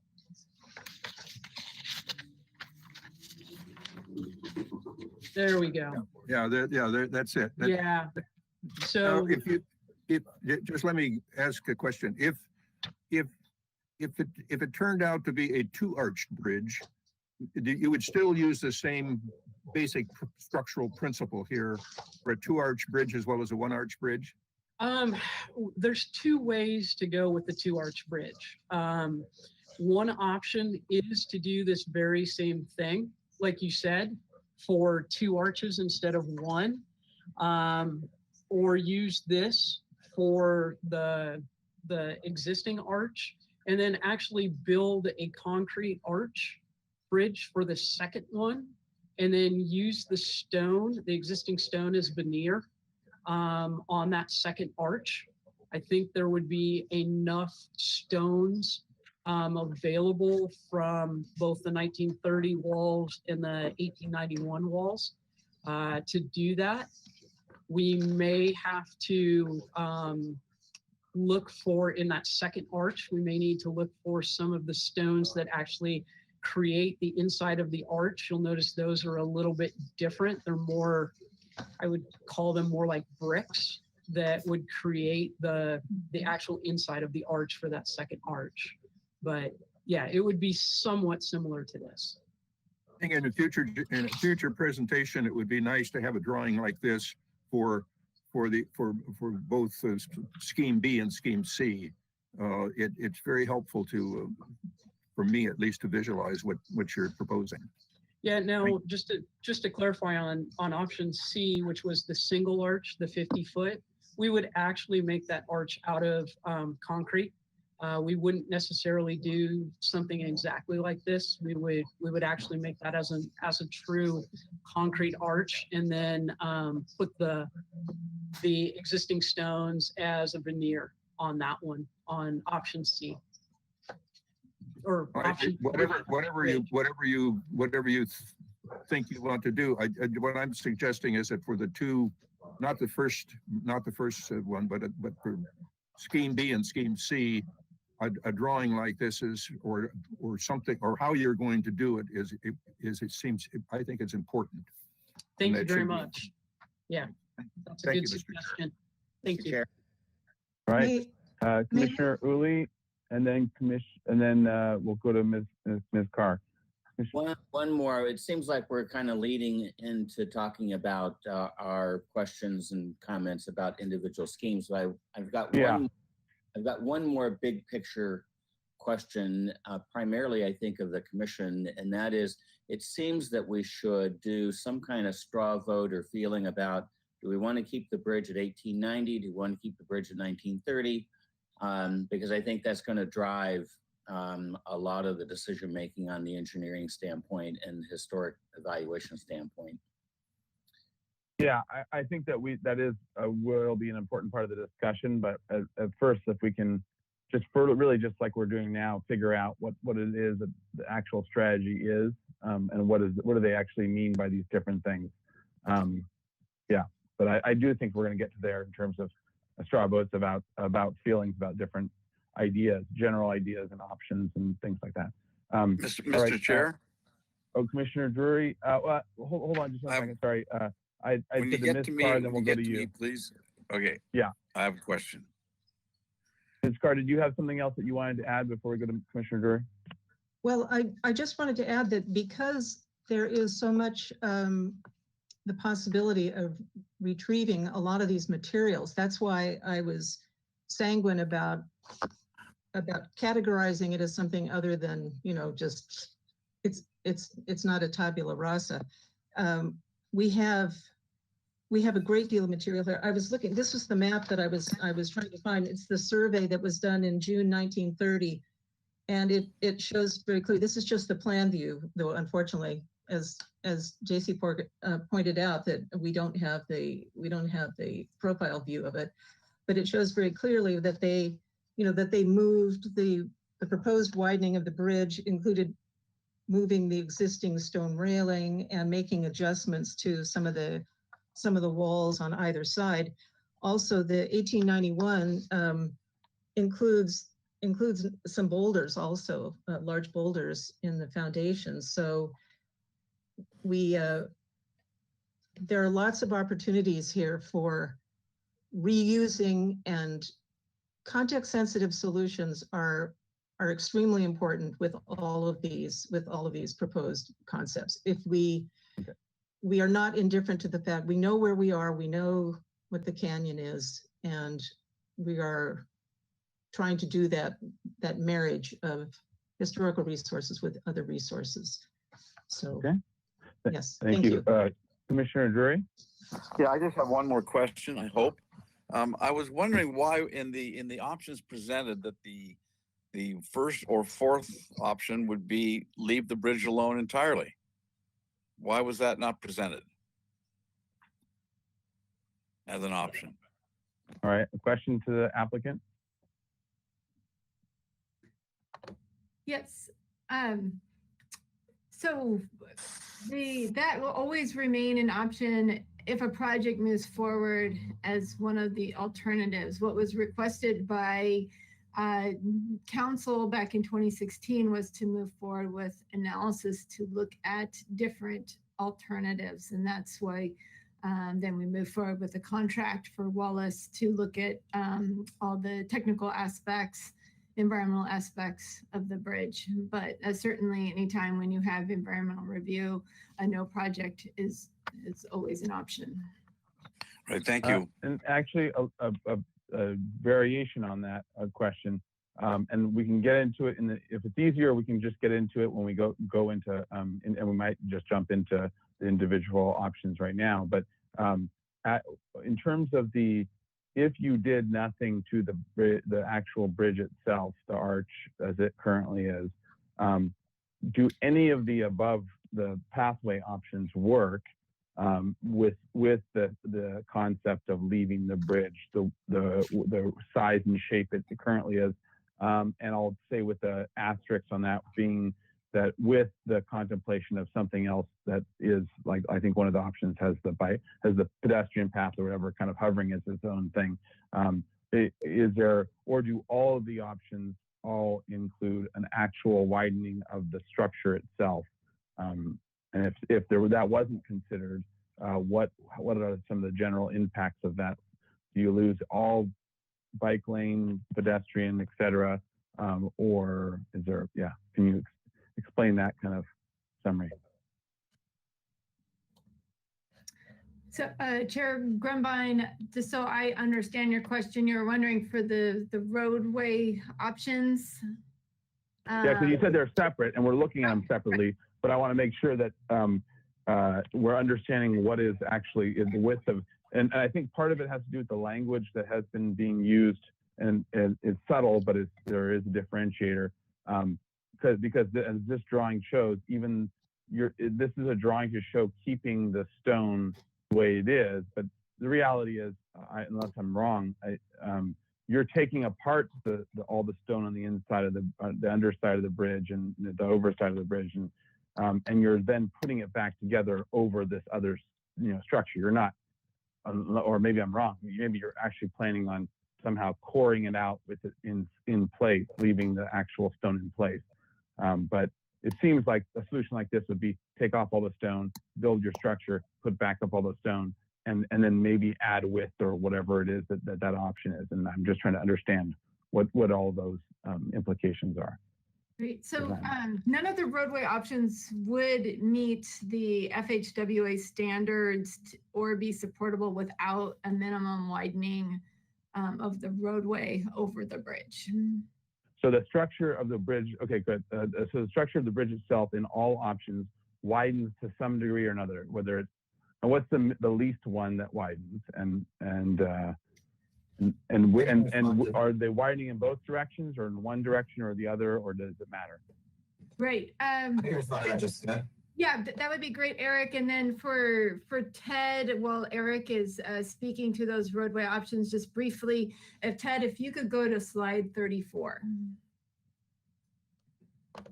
Chair Grumbine, option 1 does not involve reconstruction of the stone. We do actually remove the soil with the stone structure in place and construct the concrete deck with that structure in place, or the concrete bridge, and then the deck above is widened, and the widening cantilevers over the edge of the existing structure. So it isn't a take all the stones down and build them back up with the concrete in place.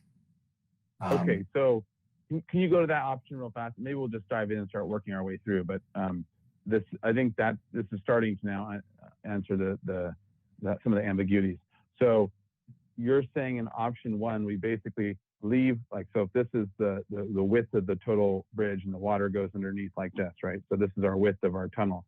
You're saying we leave this exactly where it is stone-wise, and we basically make this little cantilever out either to one side or to the other or both in concrete. That's this cantilevered ledge that allows for all the roadway stuff to happen, but it keeps the narrower stone bridge in place where it is. And that is an option that actually keeps the stone in place the way it is by building a structure above it that's in concrete. Is that right? Yes, that is the summary of option 1, but it does not, I just want to note, it doesn't meet the FEMA floodway issues. Yeah, it leaves the tunnel under the bridge the exact same size, but it's basically solving everything above by doing a concrete slab platform, basically. Is that correct? Correct. Yes. Okay, and you don't have any drawing or section of that. Is that correct? What's that? And you don't have any drawing or section, like a cross section, showing how that would actually, because you have how that would actually play out above. You talk about the shadow line, but do you have any other drawing that shows that? I don't believe we do in this presentation, Jessica. Do we have an actual drawing of that cross section? Sorry, I missed. Chair Grumbine, what was the cross section? So that shows this, shows the stone tunnel portion of the existing bridge as it is today, with the see all these upper road improvements are widening the actual drivable and rideable area, right? So in section it should look something like a T, right? In terms of the overall shape, you should have a thin part that's this concrete additional structure to get your sidewalk and your bike lanes and everything else. You just widen the road. But then in option 1, you're keeping the stone 1930s and 1890s bridge all together, so they're staying smaller. So now there's there's a widening at the top that I'm just trying to understand and see what it would look like. And do you have a cross section through that in any way? Because the isometric, sort of see-through, that's very helpful to understand the concrete that we were just on before. It doesn't show that. It shows it sort of embedded within the stone structure. So I'm trying to understand what that actual design would look like. Mr. Chair, I think you look at if you look at deck roadway B, in that is only 32 feet wide. That must be pretty close to what the existing bridge is right now. Look at scheme B.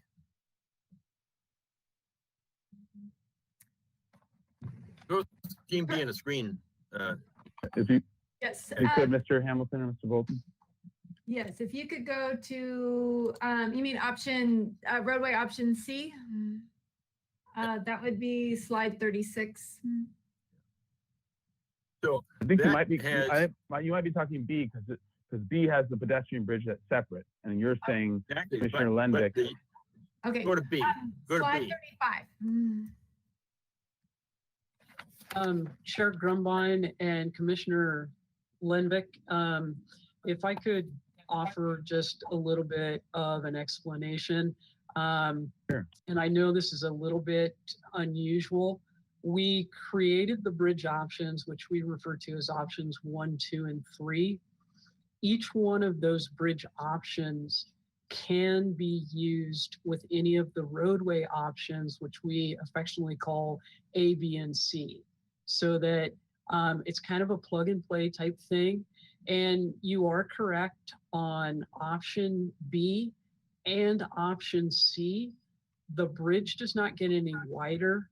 On option B, though, there would be some reallocation of the space on the bridge. And in option B, using any of the bridge options, options 1, 2, or 3, and if we just talk about bridge option 1, as it relates to roadway option B, there would be some overhang because the alignment of the road has shifted in order to increase the sight distance as well as give a better situation for the cars traveling southbound and the bicyclists traveling southbound. If we were to go to option C, for example, roadway option C, if we could go to the next slide, please. This particular option actually does not realign the roadway. So in order to get FHWA funding or Caltrans funding for this, though, we would need to do one of the 3 bridge options, either option 1, 2, or 3. And you'd still likely, if you were to choose bridge option 1, or we were to look at that, you would see a widening happening on that east side to take into account a new pedestrian walkway on that side. So you kind of have to This is perfect. Okay, now I'm understanding it. So that 6 feet right now that we're looking at, that's your additional piece. Is this correct?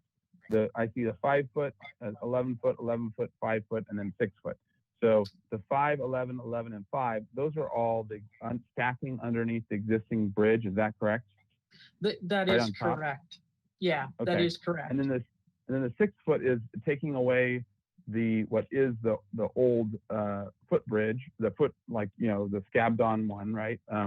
So it's taking away that and it's replacing it with a bigger, wider 6 foot overhang of some sort. And is that what you're talking about? Is the widening that would take that would give a shadow, but it also wouldn't be a thickening of the structure underneath the stone structure of the bridge. It would just be an overhang cantilever. Is that right? Chair Grumbine, that would basically be correct if we were to use bridge option 1, which leaves the walls in place. I do need to make sure that you do understand with bridge option 1, we do not meet the FEMA and FHWA requirements for flooding.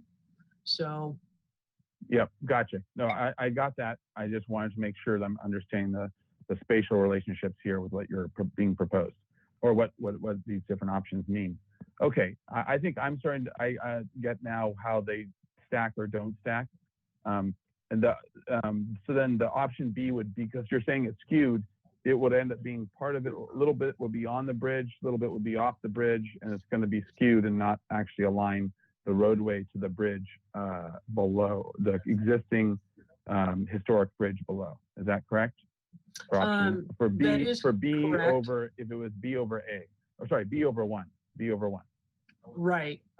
There is a little bit of a skew that may result in a little bit of an overhang in that particular case. In all cases, do want to let you know that we would take the existing stone rails and rebuild them at the new edge of the bridge deck. So that is proposed. Gotcha. So from above, you have a similar look. It would look the same, yes. All right. Any more questions on this before we kind of start? I think we should start just working our way, try to do it quickly through the options 1, 2, and 3 and A, B, and C, and just try to clarify like we've been doing, making sure we're understanding what these options even mean before then we can just go into discussion and comments. All right, I just have one question. Oh, Commissioner Uli, then Commissioner Lenvik. So I think I understand this Rubik's Cube. The numbers are the bridge options and the letters are the road options, and we could pick 1 and match it with C, or take 3 and match it with I'm getting a reverb if everyone can mute except for Commissioner Uli. Yeah, so I think I'm getting it. Bridges are 1, roads are letters. We could match a number with an alpha with a number, the same thing, right? A number with a letter. And any one of these combinations, like a little salad bar, we just can't make up our mind. So that's what we're trying to get to, right? I think that's at least in theory correct. All right, Commissioner Lenvik. Yes, I have a question for the transportation staff. Do you not have a preferred option? I mean, you're coming to us and asking us to design this for you. That doesn't make a lot of sense. You must have a preferred option that we could beat around as well. You mean in addition to these, or do you mean out of these? Which ones do they? Which one does transportation? Why isn't transportation saying we would like to have you go with 3C? Why aren't they saying that? Okay, question to Ms. Grant or others. So, well, just to answer Mr. Uli's original question about the matrix for understanding that bridges A, B, and C can be interchanged with roadway options 1, 2, 3. That is correct. They're interchangeable. Getting to the preferred option, there is not a staff position on this. It's provide the commissioners with the information as moving forward to make a decision. As you can see, there's pros and cons for all of these options. Mr. Chair, Okay. a follow-up question to that. Commissioner Uli? So I would take that to say that it would be preferable by the city to reduce their liability and increase their safety. And so out of the maturations of these 3 combinations, there's got to be one that increases the safety of the bridge, sight lines, et cetera, that would wind up being, as Commissioner Lenvik indicated, the staff's preferred solution. But Sure. you're putting that monkey on that side. Commissioner Mahan? Yeah, I like your definition of a Rubik cube, but we really have 9 possible solutions. It seems to me. Bridge 1 could be A, B, or C. Bridge 2 could be A, B, or C, and bridge 3 could be A, B, or C. So that multiplies up to 9 solutions. I agree with Commissioner Lenvik that that city staff needs to boil this down a little bit. We do not want to be the designers. We want to be the reviewers, and I think that that review bodies get in a lot of trouble when they put on a designer cap. We don't want to do that. Are we getting into comments? Yeah, we're Can I getting move into it? comments. I think we You should want to stick take a with break questions. first before we get into Oh, comments? yeah. Okay, let's do this. Let's finish off questions real fast. I do want to work through, make sure we're understanding all the different things before us, and then we can go into comments and just into discussion and comments. So let's do that, and then we'll take a break after we finish questions. So if we can just go through the 1, 2, and 3 and A, B, and C, and just ask any questions specifically about those to make sure that we are understanding them fully, I think that'll be good. And then we can take a break, and then we'll come back for comments and discussion and comments. Okay, so if we could start at either the beginning of your A or 1, whichever one comes first in here. So, Mr. Hamilton, if you could go to slide 30. And again, just to respond to the prior HLC or for the commissioners, again, we do not have a formal project before you. These are just concepts. There may be positions that are on once a project is evaluated if we move forward with the project. Okay. So, all right. So for this, thank you, Ms. Grant. And all right. So commissioners, any questions about this option 1 of the bridge? And in terms, any questions that you have more about it? And just to this sort of we're all on the same page. This is the same size opening as it currently is, keeping it the way it is right now, keeping that both configuration and structure, and trying to reinforce within it, but keeping it as is, but still touching it, working within it, and making the structure stronger. It does not increase the flow of water or for flooding or things like that. And it has well, I guess the A, B, and C are independent to some degree or another. So, okay.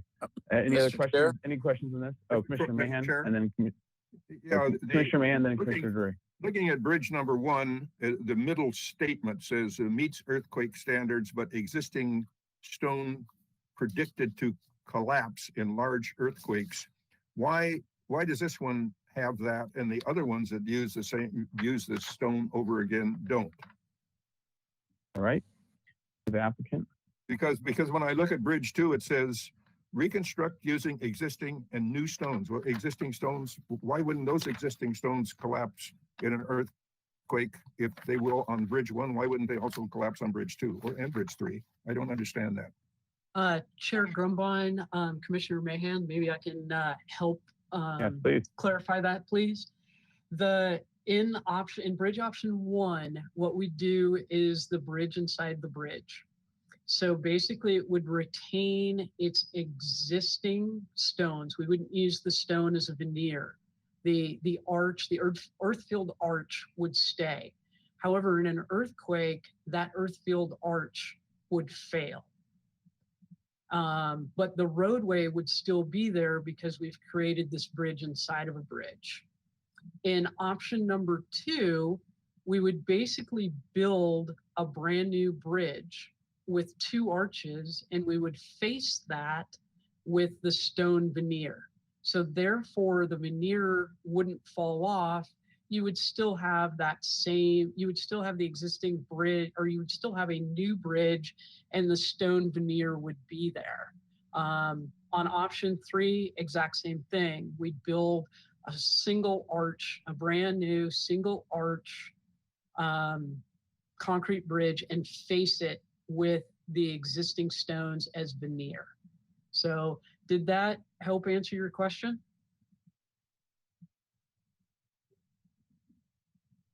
Commissioner Mahan, I don't know if you did. Yes, thank you.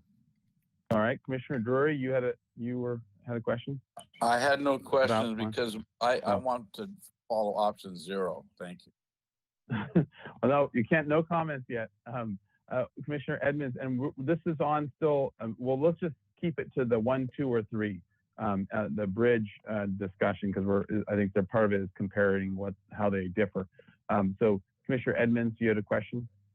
I did, and it's not exactly what Commissioner Drury is saying, but there is no option to leave the bridge as it is with the 1, 2, 3, let's say 4, and then have the ABC options as well. So I think that's a good, and that's where one of my questions, that earlier question that I had was trying to understand how the bridge, how they are or are not totally independent of the A, B, and C. But let's get into that more later. But yeah, with the A, B, and C, and if they really are totally independent or not, because okay. So any more questions on the arch and the bridge 1, 2, and 3, the differences and etc. So jumping to 2, if we could, Commissioner Lenvick, go ahead. Go to 2. I have a question on 2, and it relates to 3 as well. When you look at bridge option 2, I think we aren't being told the whole story. The arch opening on the right is the existing, as I understand it, this being the east elevation. The arch opening on the left is a totally new one, a new location. What we're not being shown is what's happening to the creek bed and the creek walls. When we were there on Monday, we all saw that the creek walls or sloping walls are very, very close to the width of the existing opening. So what happens here is you're pushing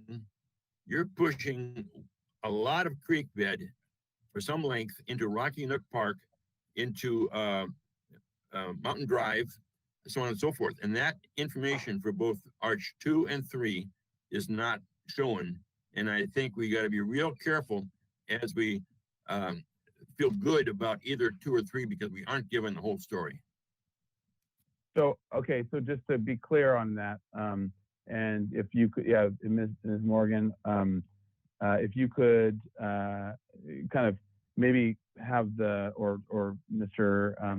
Hamilton, kind of move with your cursor where that line of existing. I think what you're saying, Commissioner Lenvick, is the existing bank is going to get pushed all the way over, and we're not seeing that in here. And so if you could put your cursor on the middle, in the middle pier, and let's just confirm this. So that's where the current existing bank is. That's your point, Commissioner Lenvick, right? And then it actually runs up at an angle and to maybe the top of that arch or something like that, where in terms of how it plays out. Angle. It's very steep. It's very steep right there. Yeah, yeah. And so is it Ms. Morgan? Is that correct? Is that a good assessment of where what the current condition is and what's actually happening when we push everything to the left? Chair Grumbine and Commissioner Lenvick, if I could ask the city to maybe go to roadway option A, let's say. I think it would be easier to look at it from a plan view. Commissioner Lenvick is correct. We will have to do some creek grading in that particular area. The bridge, as it sits right here, if I could have the person running the slideshow put the cursor on the end of the word canyon, that's about where the existing edge of the bridge is. And actually, if you look further down and you see the word trough and fountain, you can see underneath there that there are the rocks from the bank. And if you look upstream, you can actually see that the creek does kind of widen out in that area. So while yes, at the bridge, it's constricted, and we would need to do some regrading of the creek, both in the upstream side and the downstream side. We do have the room to do that. We would not be going into Rocky Nook Park. and we would not be going into Mountain Drive. There is quite a bit of room if you look at it. It's a little bit deceiving, as I'm sure you saw though on your field trip on Monday, is that the bridge opening is pushed very closely to Rocky Neck Park, and we do have room to widen over there on what I would consider the south side. So, but Okay. it would take some regrading. Mr. Chair. All right, Commissioner Uli. I think it's important to distinguish in transportation terms the term widening and lengthening. This is the lengthening of the bridge, not the widening of the bridge. So when it goes to a double arch, we're making the bridge longer. We might also be making it wider, but that's a different thing. It doesn't affect the arches per se. So I think it gets a little confusing when we say we're going to widen it. We're not widening it to 2 arches. We're only widening it a foot or 2. It's the arches are making the bridge longer. Yeah. Okay. Good point. Okay. So if we can go back to the arches, and if there's any other questions on arch 2 or 3 or 1, or how those comparisons are. And just to sort of summarize arch 2, so we're all on the same page. This is, the taking apart of the current bridge, reusing those same rocks right back in place, or however, put it back in for the one arch.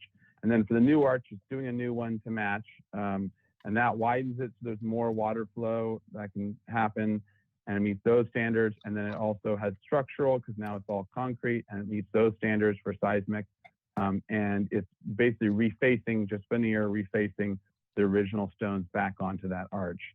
And then the other bonuses of hiding utilities and things like that.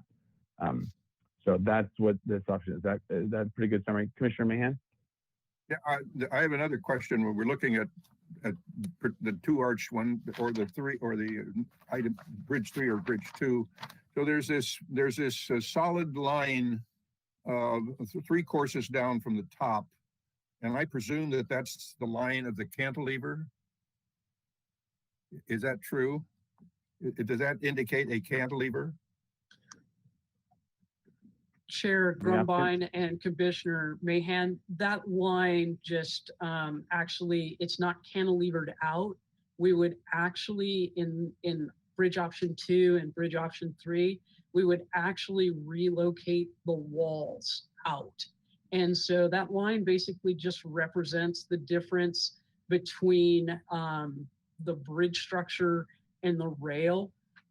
If we were to go back to the slide, I guess that would be 31, you can actually see the shadowing in that one. You would not have the shadowing in bridge option 2 or bridge option 3, because the walls would actually move out to be in a line with it. That would be just straight down then. Correct. I guess it's option or slide 30. But on scheme 1, it would be a cantilever. Yes, it would, sir. Thank you. Thank you. All right. Okay, any other questions on the bridge option 1 or 2? And then we'll go on to 3 and just confirm that what that is. So I think everyone knows it's the widening. It's an all new bridge, all new width, all new opening. Maybe using the stones, reusing the stones from this, but basically building a much wider arch that meets all the other criteria for the storm and also for seismic. And then I guess it depends on what you match it with up top in terms of what the road does. And then also utilities are incorporated. So, okay. Any questions about this before we go on to the ABC? All right, let's go to A, please. Let's start and talk through that, make sure we're understanding it.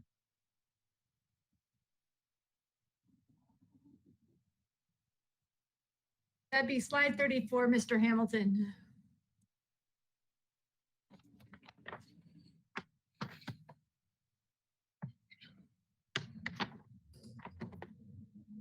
Ms. Grant, it looks like it's showing on my screen. Is it showing for everybody else? Right. There we go. Okay. So now we can see that. So with this, any questions on option A? So it looks like the overall width of the whole travel is, you got 6 feet above. This is a pedestrian, the sidewalk above which is west, and on the east and below. And you got 6 feet, then 5 feet, 11 feet, 11 feet, 5 feet, 6 feet. So it's basically approximately widening about 12 feet from what's existing and depending on the, and the configuration is it it's different than what's existing in terms of the skewing of it or not?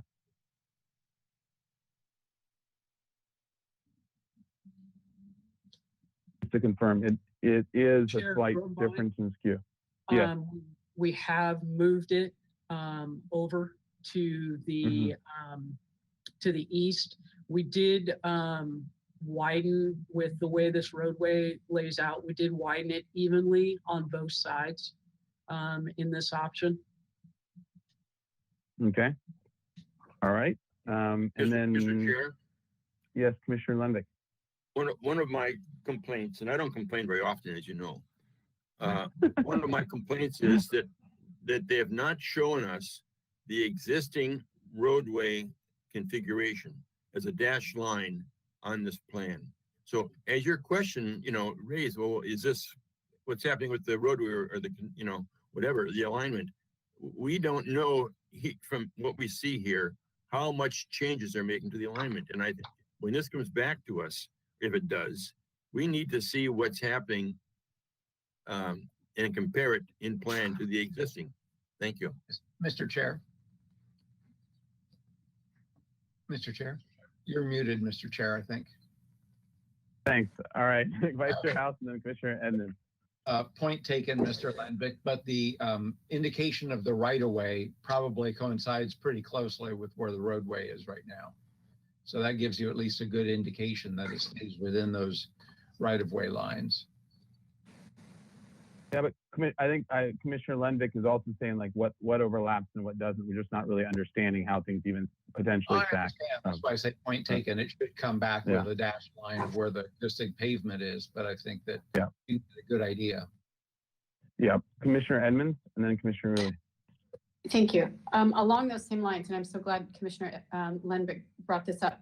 If we look at overview A and you look at Mountain Drive and the where it says stop and the line for where you stop, that is incorrect. I rode my bike, which I'm going to talk about during comments, and that line is not correctly portrayed.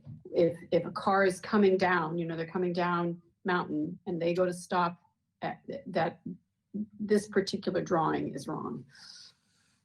Thank you. I hold on though. Let's confirm. Let's confirm that. I think they're saying this is what is being proposed, not what's existing.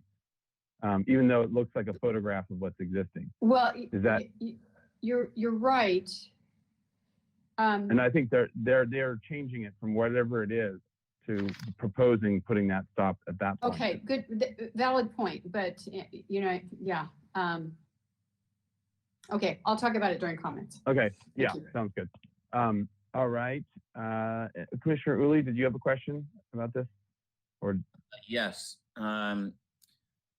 Where and how is the Oliver Trough being relocated? It just says it's being relocated. Is it just being moved out of the 6-foot path? Or is it being relocated somewhere else? What's the story?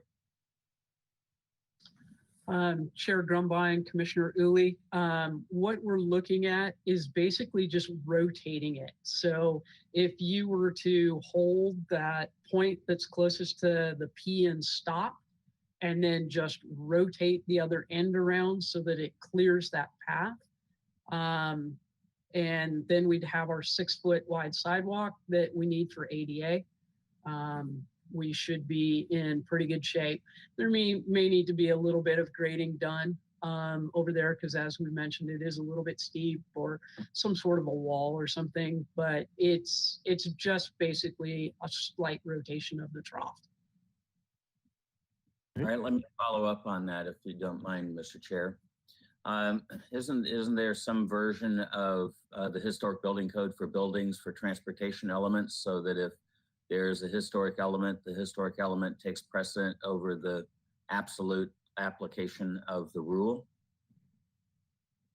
I would say if this sidewalks are 60 inches wide, but if there's a historic resource that's more important, then as long as you have the minimum clearance of 48 inches or whatever it is, the historic resource should take precedent over the rule. I would have to review that. That sounds generally correct, Commissioner Uli. I can defer that to Ms. Grant. But those are some of the details that, we can definitely look into if we are to move forward. Okay. All right. Any other questions on A? Okay. Item B, or not item B, overview B, or the. All right. So questions on option B?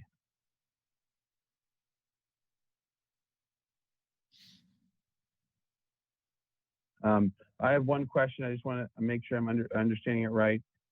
The Stegosaurus wall in this option. So the downstream pedestrian bridge is basically floating out there. It's pulled away from the bridge, from the Mission Canyon Bridge, and then it reconnects back in, and it basically takes out some of the Stegosaurus wall to do so. Is that basically the minimal amount of Stegosaurus wall that you need to take out at that one juncture just to get this whole thing to work? And then if so, is there anything else? What's our linear foot of dead Stegosaurus here that we're talking about? Chair Grumbine, yes, that is the point, is to make a break in that Stegosaurus wall so that pedestrians can access the downstream pedestrian bridge on both sides. The minimum, I think we're looking at about 6 feet on that north side, and we're looking at about 30 feet on the south side, just because it comes in at a bit of an angle there on the south side. So, and actually the south side isn't the Stegosaurus wall, it's the wall in the gate, and we wouldn't necessarily remove it, we just push it back on the south side. Gotcha. Just get a couple big football players to push on it until it slides. That's right. Okay. All right, Commissioner Uli. I'm making the assumption the Stegosaurus wall is on city property within the right of way? Or is it a little of both? It's on private property and public property?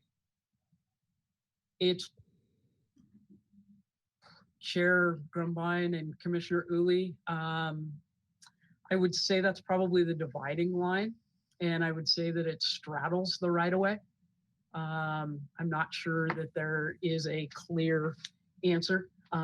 It is maintained by the private property owner. So those are part of the negotiations that would need to happen if we were to move forward with this particular option. Okay, we should make sure if it's on our side of the right of way, because it's a different issue, I think.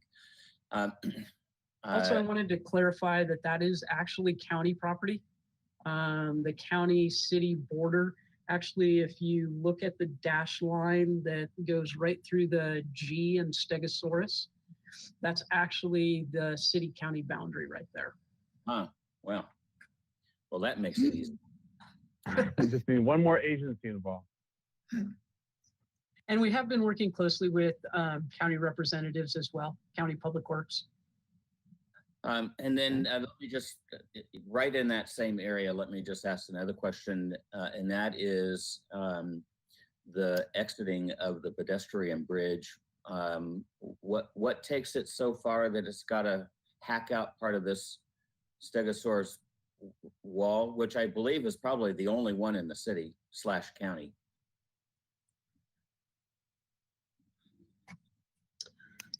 Chairman Grumbine, Commissioner Uli,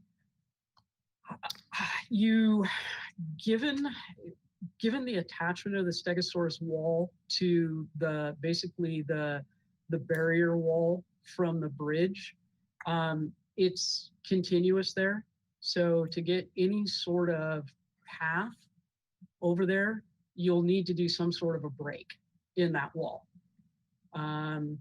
Also, as you're well aware, from traffic safety, we don't want to put any blunt edges out there either for somebody to accidentally hit.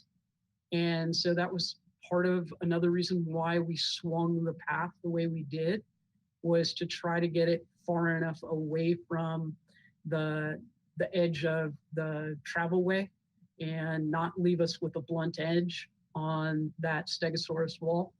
I'm sure there are things that could be done, of like right where we kind of make that hard left turn to the south on the north side, is we could take that Stegosaurus wall and kind of wrap it around that curve so that we don't lose any portions of the Stegosaurus wall, that they're still there and we haven't just taken this 6-foot section and just totally lost it, that we, relocated and utilize parts of it in the pathway as well. All right, and Commissioner Lenvick, question on this? Yes, thank you. This is this bridge was before the Landmarks Commission in either 2015 or 2016. And I don't know what happened to it because I wasn't there at the time, but Ron Nye, a well-known historian, did a historic structures report on this bridge, or one that is almost like it. And I recall at the time overhearing things that the adjoining property owners were all supportive of moving little bits of their walls, little bits of their gates on the south end, a little bit of the Irish wall or whatever, Sagittarius wall. We're all in favor of it to accomplish the bigger goal of providing safe access on this west side of the bridge. So there's been a complete historic structures report done on this concept. And I think a lot of work has been put into it, and there is a good solution. The termination on the north end is not the same, as shown here, is not the same as was developed in the Ron Nye study. But I believe that if we want to have, if this is an option that we want to explore further, that we should really have the Transportation Department bring forward that Ron Nye study to us, and so that we can see it. Thank you. And I guess there was a question in there, and that is, do you know anything about the Ron Nye study? Yeah, if I could tease it out of there, is that any consideration, or that? And I don't know. That was a question. Yeah. So to the applicant, has that been any part of the discussion or being looked at in any way? So Chair Grumbine and Commissioner Lenvick, that goes back to the earlier part of the presentation, providing some background dating back to 2012, when the city and county had initiated the public process to look at, to receive community feedback with respect to the pedestrian and bicycle access along the larger Mission Canyon corridor. And so that was at that time where we did receive feedback from the community, two things. One was don't touch Mission Canyon Bridge. The other was, well, with respect to pedestrian and bicycle access, to have a path on the west side for the Mission Canyon corridor, and then a separate pedestrian bridge adjacent to the Mission Canyon Bridge. And that is something that there was a grant written for that. It was not successful. But the Ron Nye report was in the context for that sort of larger vision. The Ron Nye report was never accepted by the HLC. And at that point, that's when we returned back to City Council for direction, because we heard from the community strong opinions about not touching the Mission Canyon Bridge. And so that's then what kicked off this whole studies effort, because City Council did want us to analyze certain options. And Ron Nye is a part of the project team and evaluation for conversations with Paula Carr as she was reviewing the historic context, and she could speak to that. Okay. Okay. Ms. Carr? Yes, I'm coming on here. Yes, Chair Gumbine. Ron Nye's report was not refused for lack of historic merit. It was the project overall that was rejected, because the work he did was exemplary, and he continues to be a peer reviewer for our current effort. And I want to make that very clear, that I certainly resorted to much of the work that he had done, and also reviewed work done by Dr. Chamberlain, and also I looked at Paulina Kahn's notebook and many other sources. So what I mostly was relying on Dr. Nye's report, of course, was for the historical resources. And I do want to mention that that the Stegosaurus wall was moved in 1930 as part of the bridge widening, and the suggestion of an opening to accommodate pedestrian passage, I think, is reminiscent of what happened on the other side with the railing. And also there are Stegosaurus walls, of course, on Cuesta del Sol that run in front of a mission of the Museum of Natural History. So we do respect and understand the continuity of that unusual resource in this area, and they are taken into account and are part of the context-sensitive solution that's proposed. So, thank you. All right, thank you. So stegosauruses are considered in the animal report as well. All right. Okay, so let's. If there's not any other questions for B before we go on? If not, let's go on to C. Option C. Okay, and let's see if we have any other questions, and then we'll break, and then come back for comments, discussion and comments. Okay, so option C. So this is the one option which doesn't actually change where the location of the bridge is, and it only adds the green 6-foot path to the east, which is on the bottom of the page. Correct?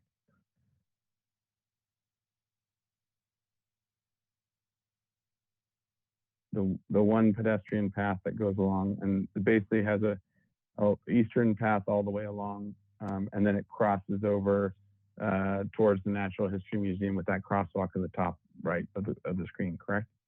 Sure, that is correct. Okay, I had a question about this one actually, because as the note indicates, vehicle and bike facilities below current safety standards. So my first question was, and this might be different bike versus pedestrian, but maybe comment on both. It's below our current safety standards. What does that mean, first off? and which standards, and I think I know where you're going to go with it, but I want to make sure I'm understanding it right. And then how much below, and are they generally still, is this still generally increasing the safety standards for both pedestrian and bike in this area? Chairman Grumbine, I'll take that question. The issue is that the curve radius that happens right there at the Rocky Neck Park, but on the west side of it, say pretty close to where the 5 foot is, doesn't meet current, that curve radius doesn't meet current standards for 25 mile an hour. And what often happens, if you stand out there long enough, and there are several pictures in the presentation that we can show you, a car wants to drift as it's headed southbound, wants to drift into that bike lane and actually close off the bike lane right there, right where the cursor is. And there are a couple of photos that we have in the presentation. Actually, if you go back to slide number 1, the very beginning of it, you'll actually see where the car has moved out of the way of the bicyclists as it's headed southbound. But a lot of times, and if you go to Google Earth right now and you were to look at a street view, you would actually see a car that is all the way into that bike lane. And so that's what is meant by, the not meeting our safety standards, is that a car and a bicyclist cannot coexist on that road safely. So that's what we're getting at. It has a lot to do with, like we said, the curve radiuses as well. So hopefully that answered your question. Well, mostly or partially. So is that option C, and maybe as a follow, and even additional, if there was an option D or E, is there an increase that could happen in that option that still keeps the general lanes and things where they are, that is a benefit that handles some of the areas that you're looking at? And I know that some of them were like tilts of road, and some of them were the distances of lanes and things like that. Is there other improvements that can happen that don't drastically change the whole swing of the road, or the overlay of it with the bridge in particular? Chairman Grumbine, based on the roadway geometrics that we took a look at and the existing, that's how we came up with basically the road realignment in options A and B. We felt like we could get the curves and the radiuses of those curves to a 25 mile an hour standard. In the county's portion of the road, it is posted at 35 miles an hour. And obviously, to try to hit a 35 mile an hour design speed would be significant changes. So we, as the design team, took a look at a 25 mile an hour and definitely improved sight distance. We improved the curves and got to a point where we as engineers felt like it was a good solution. And this one, yes, maintains the existing.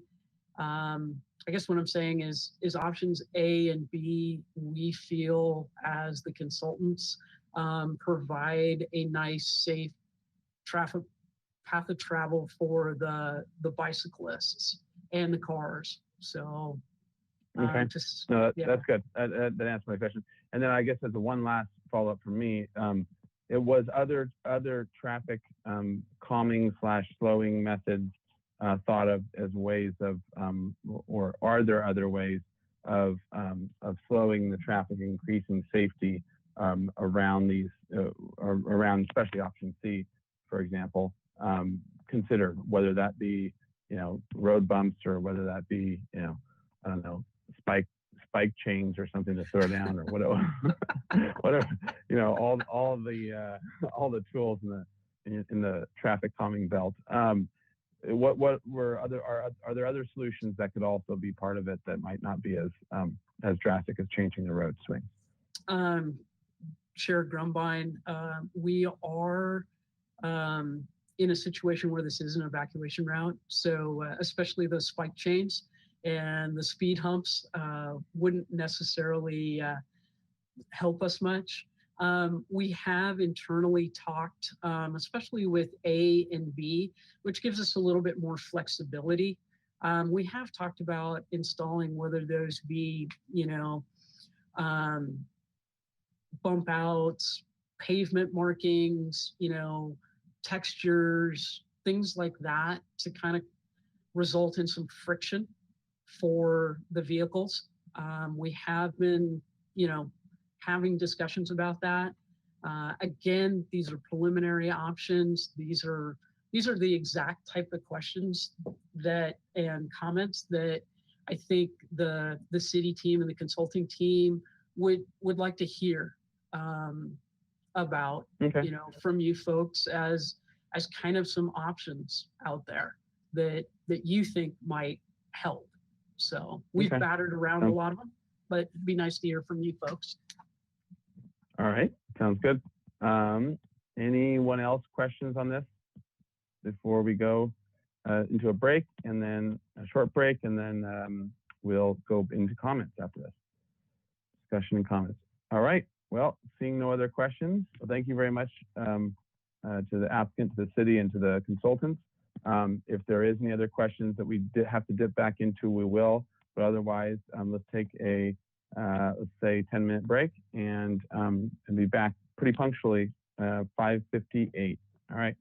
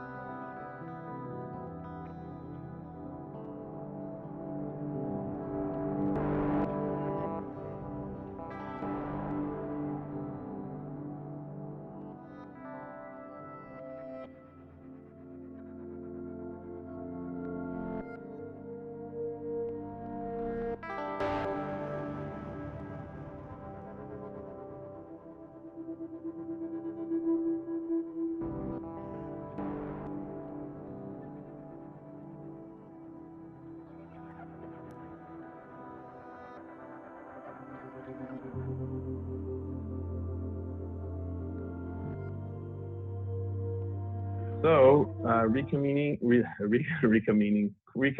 the Historic Landmarks Commission meeting. All right. So, Mr. Hamilton, did you want to Yes. So first, I do apologize for the technical issues I've been having here. It's I lost my second monitor, so I don't have two monitors to work with, so it's been a little tricky. So sorry about that. As we do move forward with comments, I wanted to just make a suggestion and just kind of let you know what your options are. So basically, the two options are to do individual comments, and the commission secretary will write those up, and then the applicant can glean from those what they will. And then the other option would be for you to summarize. So just keep that in mind. You can do either way, but it would be good to go into it knowing what you'd like to do and give the secretary an indication. Yeah, so it's a good point. So one thing I was thinking was it would be probably, this is a not normal scenario, and I think it's already kind of come out in terms of some of the questions / discussion. But the complexity of having 3 A, B, C, and 1, 2, 3, and the mix and match that can happen with all those, and the fact that it's not as simple as just a mix and match, because some of them don't stack and some of them do stack, and we're not really seeing even what happens when all those play out. So we're not even actually seeing the 9 options, but we're being asked to comment on them and pick that one, or in there, it sounds like in the applicant's ideal scenario. But I think it's such a complex jigsaw of different options that it's very difficult to be able to say, because we're not even actually looking at the 9 individual options. We're looking at 3 different ways of approaching the top and 3 different ways of approaching the bottom of this. So perhaps a good way of going about it is to have the individual commissioners comment on what they are liking or not liking about the different options and what they feel about them, so that there can be feedback. But I think it's going to be very difficult to actually say, okay, what is your favorite option? Now, before going into that, I think it would be probably good to have a short 5-minute discussion about that approach and what people are feeling, because I think this is such a complex and important project that having a little quick discussion amongst everyone about what their feelings are about that, whether it's in individual commissioners weighing in on the different options and what they like and don't like about them, or whether it's going through the different options as a group and saying and doing straw polls or whatever and trying to come up with some sort of a consensus. But why don't we open it up right now just for discussion along those? What's everyone feeling in terms of those, or a third or fourth method?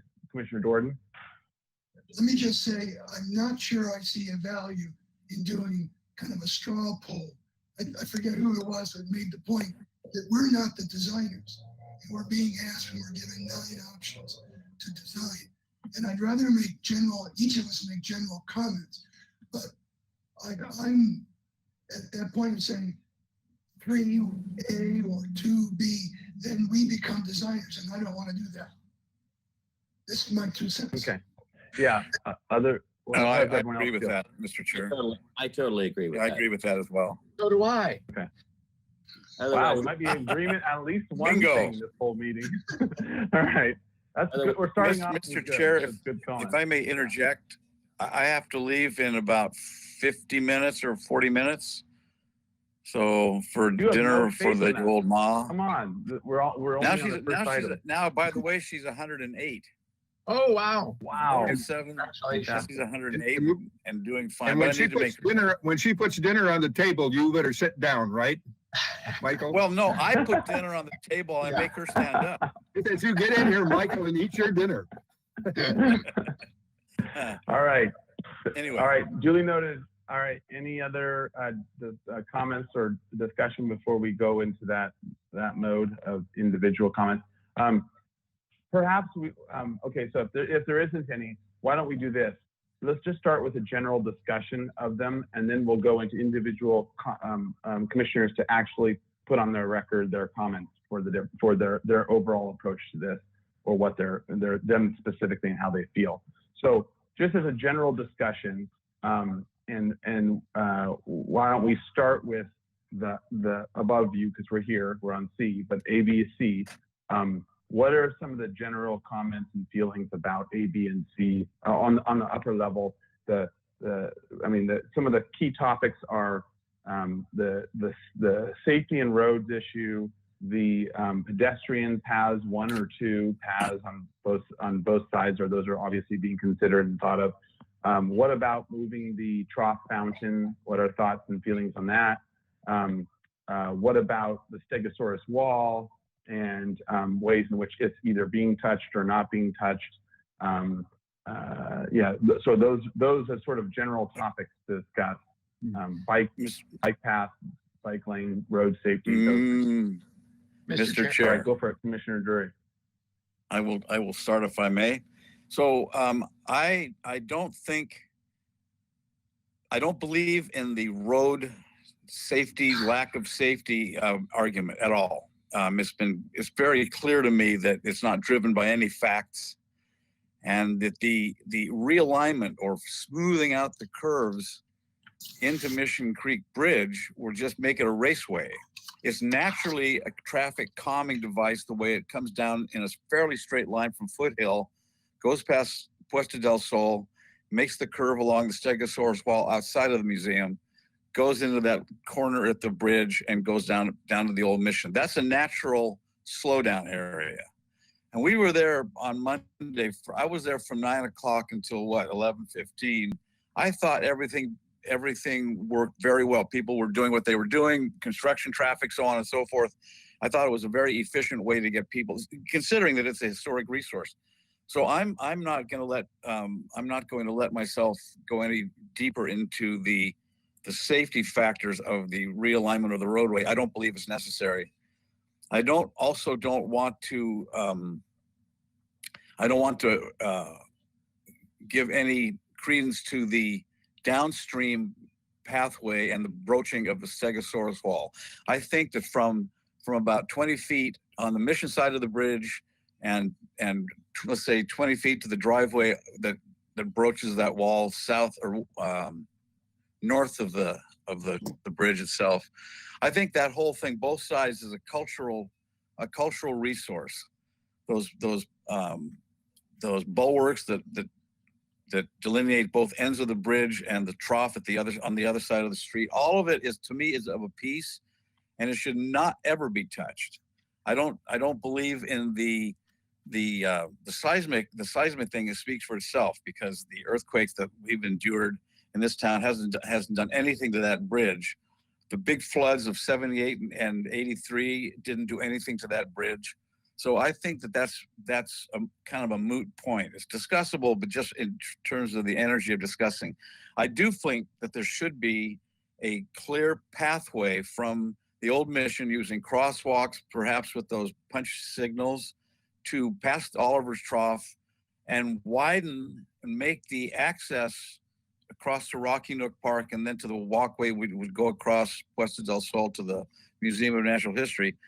I think that is the place to put a bike lane and a pedestrian lane. That little bridge that was built in the 30s desperately needs some not only tender loving care, but an expansion and a much more safe one. So I'm not really in favor of any of the option A, B, C. The option 0, which is my name for not doing anything to the bridge, is not on the table. So I would be in favor of an expansion of the walkway that's on the east side of the bridge, and I think that walkway then going across entrance to Rocky Nook. So actually, if we can go to C with this, because I think what you're talking about, I just want to confirm this. There is option C is right. C is about except I don't think what you're saying. Yes, I don't think that the walkway itself is wide enough in C, but it's the right idea. You know, the view shed across the low stone wall as you're going toward the Mission, looking downstream. I mean, assuming you're not driving and looking downstream, I think that it's a really beautiful view shed, and to muck it up with a pedestrian walkway that not only it would do damage to the entrance to the old entrance to St. Anthony's Seminary, is that convent, and they'll also broach the Stegosaurus wall. I think that's a big mistake. I think that should not be approved. But I think that the expansion of the existing pedestrian bridge that could accommodate, and with a far less money than $10 million, could accommodate bicycles and pedestrians, I would be in favor of that, especially if it connects to a walkway. And I think Ms. Grant suggested that was going to be a walkway winding through the boulders and the trees on the east side of the road going up Canyon, and then to a walkway that would maybe be activated by a traffic light with a little push button traffic light like they have on Milpas. I would be in complete favor of that. I think that the bridges should be inviolate, and all its surroundings, all the connecting tissue, the Stegosaurus wall, the pediment that ends the bridge on the north side and then also on the south side, the capstones, all that stuff on both sides of the roadway, I think they should be left alone. And that's my final offer. Okay. All right, Commissioner Edmonds, thoughts on the general plan? Thank you. Views? First, I wanted to say everything that he said, and then I want to add to it. You know, I have taken Mission Canyon and this corridor for granted. When I think about it, I have been driving it almost daily, at least 5 days a week, since 1978, taking my kids to daycare, bringing them home from daycare, taking them to junior high, high school, etc. So I literally use it for more than 40 years, almost every single day in my car, multiple times a day.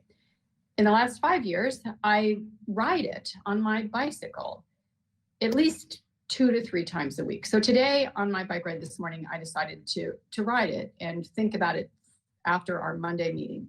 So if you'll bear with me, I rode up Garcia to APS. I took APS towards Mission Canyon. The most dangerous part of my ride was in the 1100 block on APS, where you've got the road divided. You've got the lower road and the upper road. And the upper road has literally no place for me to be. I can't have a car on my left when I'm going west. So that was the most dangerous. And I rode to Galena Annie and back. So now let's say I get down to Mission Canyon and I hit Los Olivos, and I'm going to make a right-hand turn, and Mountain is coming down. I don't know that you can see my hands are out here, but Mountain is coming down. And the next slightly dangerous thing is that place where I complained earlier about where it stops, the cars coming down Mountain, they're maybe going to obviously go right or left, but they look to the right, they don't look to the left. And the car that was there went over the the stop in the road in the line. And so he's now in my bicycle lane, so to speak. So that was slightly dangerous. But that was just because of his driving. So I go by Rocky Nook, and I'm going to then turn left on Las Encinas. No problem. Go on my ride, come back. Now, when I come back via Puesta del Sol, and I turn right onto, I guess it's Mission Canyon at that point. And it's tricky. So I'm looking at Overview C, and there's one place that's tight. And I had a Range Rover in the road, and I'm coming around, and it's where the Stegosaurus wall is. It's before the bridge. When I get to the bridge, I've got plenty of room as a cyclist for traffic and me to be there. You don't have room to add a pedestrian there either, but for a bike and a car, there's plenty of room. So the tight part is between Puesta del Sol and the bridge. And it's definitely tricky. I didn't feel like I had enough room. I didn't have to stop or anything, and the car certainly didn't stop for me. And then it's a little bit tricky when you're going to turn left to go back up to APS. You've just got to get out in the middle of the road. So I just don't see this as an issue. If you look at C, I like the fact if you get everybody on the right hand, that let's see, it'd be the east side. So you've got all of your pedestrians on the east side. And if you can widen it slightly for that tricky area. Otherwise, I kind of hate the thought that everybody's using the excuse of we need to make room for bicyclists, because there is room, except that one little area. So that's my thinking. I just hate to mess with something that doesn't seem to be broke. Thanks. All right. Thank you. Other thoughts on the circulation and plan, and Commissioner Lundvik?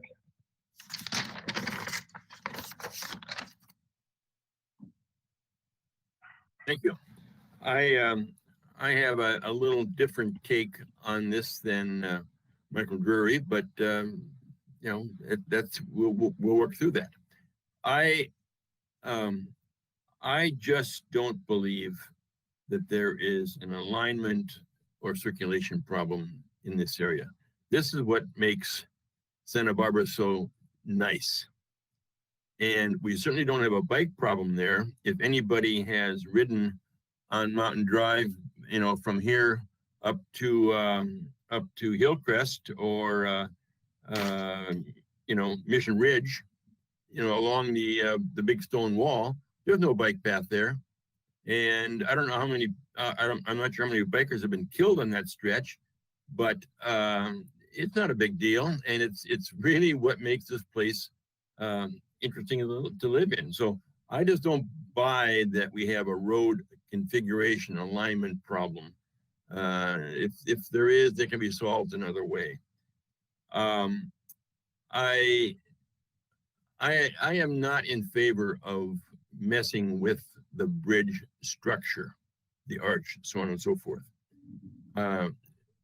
Personally, it's not a great, it's no great architecture, it's no great structure, whatever. I mean, nobody sees it. We're arguing over arches and so on and so forth, but nobody sees it. It's not the mission, it's not the courthouse, but it's old and it's part of our heritage, and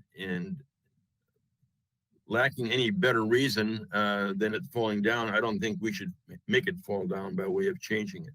So the road, I think should stay where it is. The bridge should stay where it is.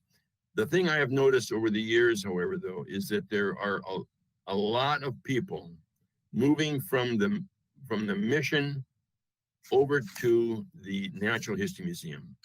And they've got very unsafe road crossings 2 or 3 times. Well, matter of fact, they cross Los Olivos, they cross Mountain Drive, Mission Canyon.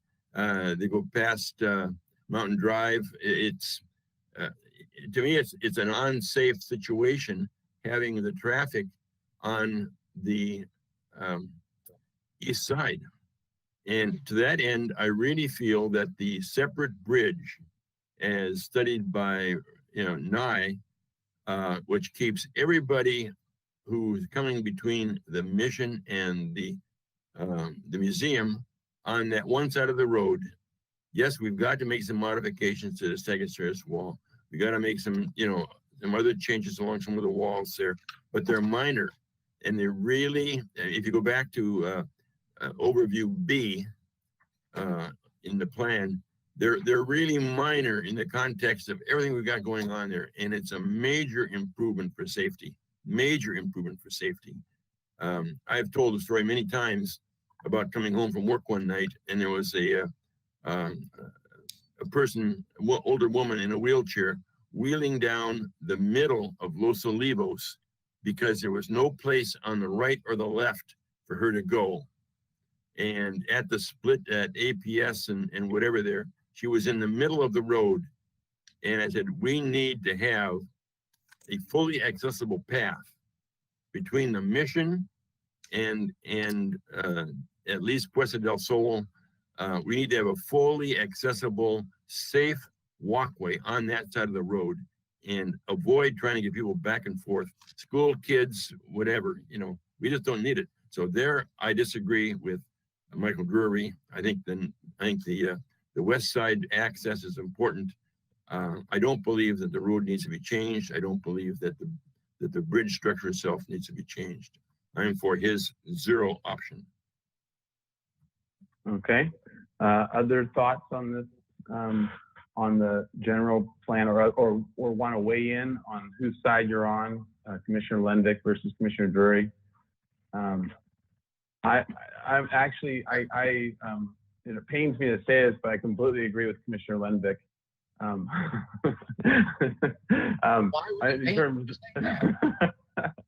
just had to give you a dig there. But just in terms of adding to that conversation, I think I agree with both Commissioner Drury in terms of going the east side, but I do agree with Commissioner Lendick just in terms of circulation. And I don't think if we can limit the wall breakings to a minimum, I think that a minimal insertion of breaking of the wall isn't the end of the world, and it actually, people will be walking along it more and enjoying it more. So in a certain sense, there's something even more added to that. I do, and to add to the question part of the discussion, what are people's feelings on the trough fountain and angling of things? Well, if you do have this option, I don't think you really need to angle it much because you have this to remain. But what if you have the option, what was it, C, and you just put the one path on the east side? Well, how do people feel about the trough and moving the trough, swiveling it, moving it a bit? Is there anyone that really feels that it should or shouldn't be done, the movement of it, the shifting of it a couple of feet or whatever it is? Mr. Chair. Commissioner Uli and then Vice Chair House. I'll defer to Vice Chair House since he said something before I raised my hand. Okay, thank you. You are a gentleman. Well, only today. Okay. Until 6 o'clock. I don't buy into the underlying premise that the bridge needs to be replaced. And if it's not replaced, the moving of the trough is probably a non-issue.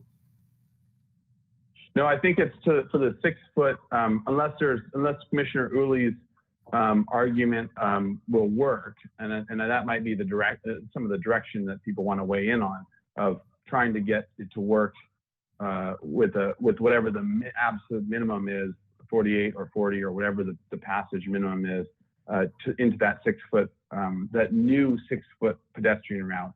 But I just want to make sure that the C option is the new pedestrian route, replacing, I believe, the current footbridge cantilevered scabbed on solution. It's replacing with a new wider 6 foot wide.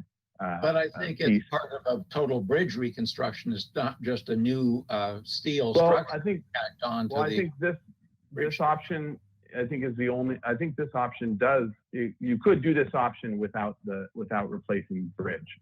I'm assuming you could figure out a way of doing a 6 foot cantilevered thing without it. So at least in terms of consideration. Yeah, you could do a combination of 0C if you wanted to, for example. You probably could. I don't know for sure. But at least in terms of general feeling about it, does anyone feel that the trough fountain relocating it slightly, a couple feet, is a big deal, and is that something that really should be avoided at all costs, or is that something that and that would even eliminate an option if they had to do that, or are they fine with it if it means getting a solution to work? I'd say it's doable, and I yield the floor to Commissioner Uli. Thank you, Vice Chair. I appreciate that. My own feeling is in the broad context, I agree with Commissioner Jordan. It's difficult to weigh in on an opinion of a combination of 9 things when we don't have one that's actually proposed for us, and we're coming up with the solution for them when they're being paid the dollars to do this, and we're only getting $1.38 an hour. Yeah, an hour. So, but let me put it in some broad context. With respect to historic resources, I believe there should be the highest protection for historic resources, and especially from the age of the mission. The bridge also has a value of some historic value to it because of the man who designed it. We should put a high value on that. But there are other elements that I think that also deserve some high value, like safety and structural integrity and all of that business. But I'm going to reach back to our conversation about the quote bike paseo that got us in so much trouble with the Transportation Department a few months ago. And that is, with all deference to my colleagues, the transportation engineers, this is why back in the day, the U.S. Transportation Department hired the Olmsted brothers to intervene with the engineers so that we had scenic highways and not just a straight path from A to B. I don't see any problem with this road alignment. I don't see any problem with that topic. And to Commissioner Limbick's point, this is what makes this particular stretch of road scenic, and all the other roads in Santa Barbara scenic, is because an engineer hasn't straightened them out. So I think we should resist that and find another way to allow the safety standards to be put in without compromising scenic roadways. Mr. Chair. I'll yield to Commissioner Jordan, and then I want a chance. I have several comments, but I am in general agreement with the direction this conversation is going. My comments are kind of on specific aspects of it. This is not just a traffic corridor. It's also a point of destination now with cultural, historic, and natural resources on both sides of the road. So I do think that there has to be some solution that increases the safety of pedestrians walking from one to another. And for me, that comes closest with what was overview or option B with a pedestrian bridge on the west side. But all I'm saying is I think there has to be some better provision for pedestrians moving through this area. Next, there's been a lot of talk in the public comments about this bridge has withstood other earthquakes. I think that natural disasters are by their nature unique. Each earthquake has its own magnitude, location, depth, and duration. And so the fact that it survived an earthquake in 1925 doesn't mean that it will survive an earthquake in 2025.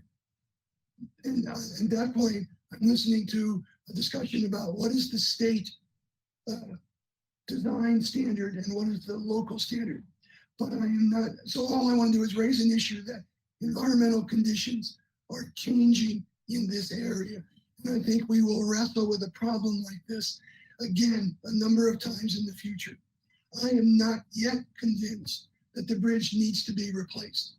I am convinced that there needs to be some accommodation for pedestrian safety in the area. So I guess I'm option 0 on the bridge in a different approach to managing pedestrian traffic, because these are points of destination, not just a traffic corridor.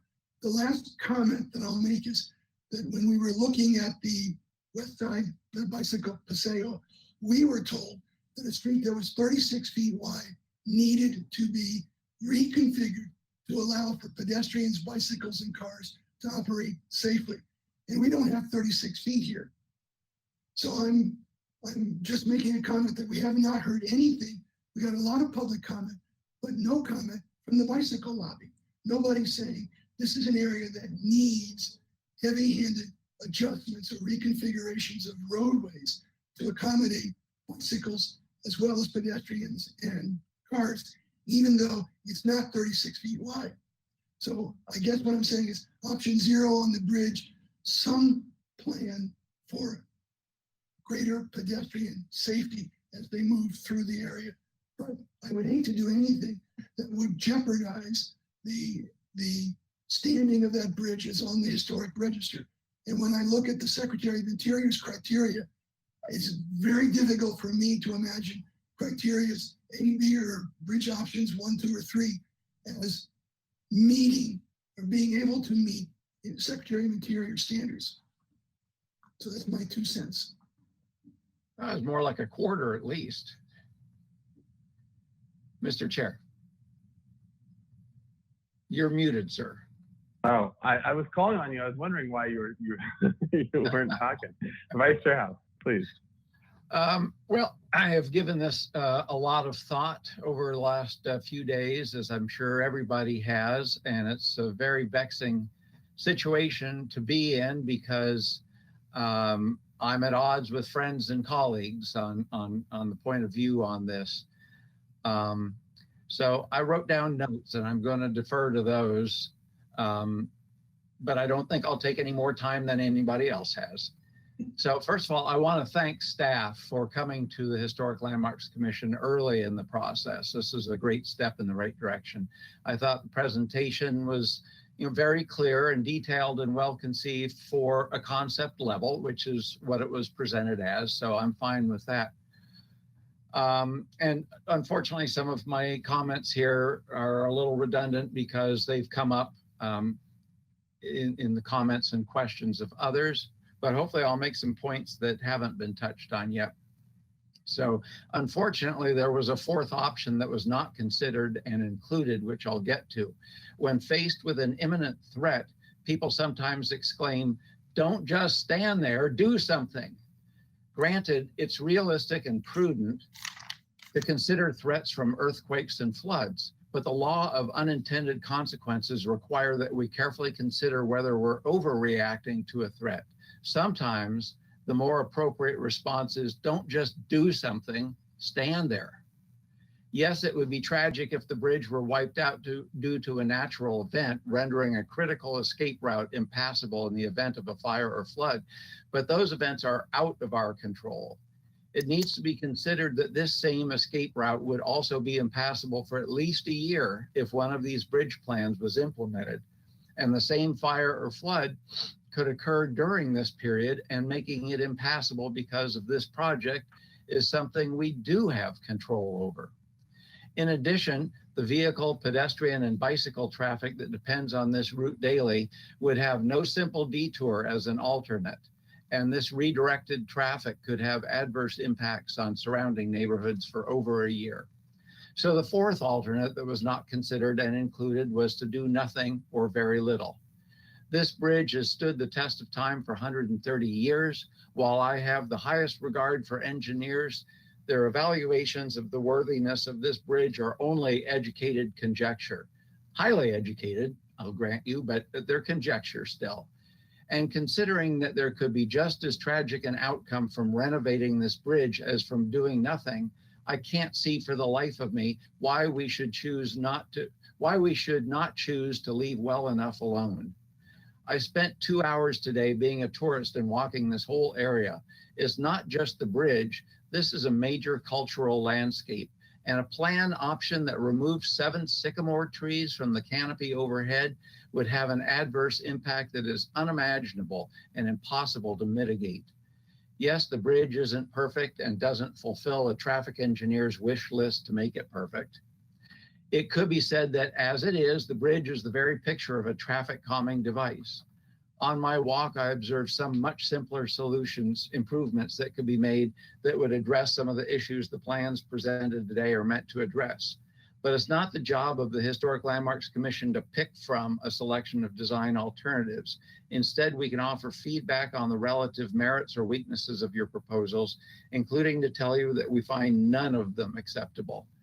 Considering we have received over 40 letters with at most 2 or 3 supporting this project, as well as a petition from over 800, now we learn it's 900 people opposing this project, there's little question in my mind that any approval of this project is going to end up at City Council on appeal. So no, I can't support any of the proposals presented today. So just as an addendum on that, I see that some of these alignment proposals, such as in A or B, swinging into the Rocky Nook property there, would have an improvement on pedestrian safety on the west side of the bridge, because Commissioner Jordan and I did a little strolling after the group meeting on Monday, and that was a very scary part, because if the cars most of the time cut across the white line there. So I could see swinging that out a little bit in conjunction with flashing lights at crosswalks, maybe even another stop sign somewhere. Those would be things that could slow down traffic and are not going to be a problem in the event of an emergency and escape, because there'll be so many cars trying to get out of there, they won't be moving at a high speed. So those are my comments. All right. Sure. All right, Commissioner Mahan. Yeah, just to bounce off of that last statement there, I think flashing lights in Mission Canyon are not appropriate.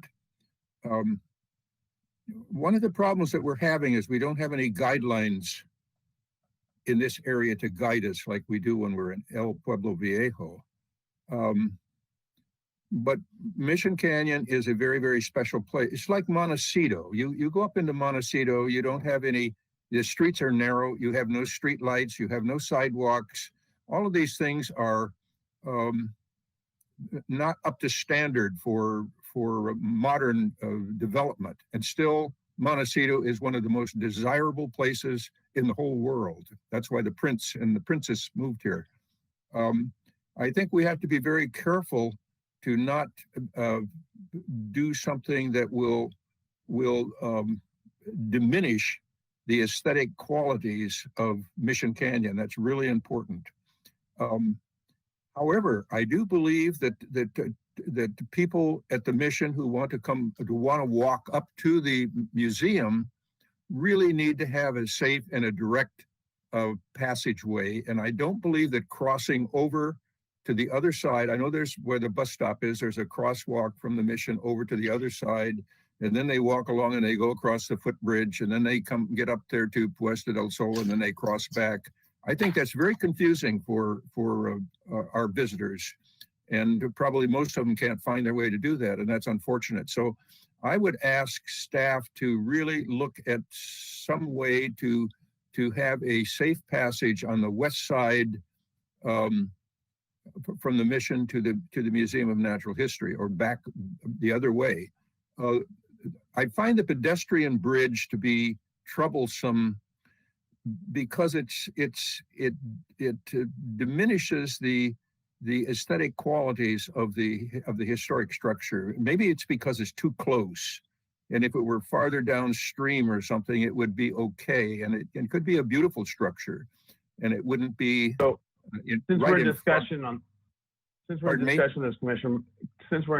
this, Commissioner Mahan, and you brought that up, what about the idea of either attaching it or pushing it further downstream? Attaching it like the other one is on the other side, but the other one is. Well, I'm just saying. I think that it's too close to our historic resource, and that diminishes the quality of the historic resource, and I don't like that. So I want our staff, our transportation staff, to look at the passageway for pedestrians, And I think that's really important. But I think that the comments that have been made that we really need to keep Mission Canyon a country road, not something like, every time I drive up Carrillo up to the Mesa, I think this doesn't fit into Santa Barbara. This looks like, I feel like I'm in Irvine or someplace. We need to keep this a country road. And that's important. And that's the character of Mission Canyon.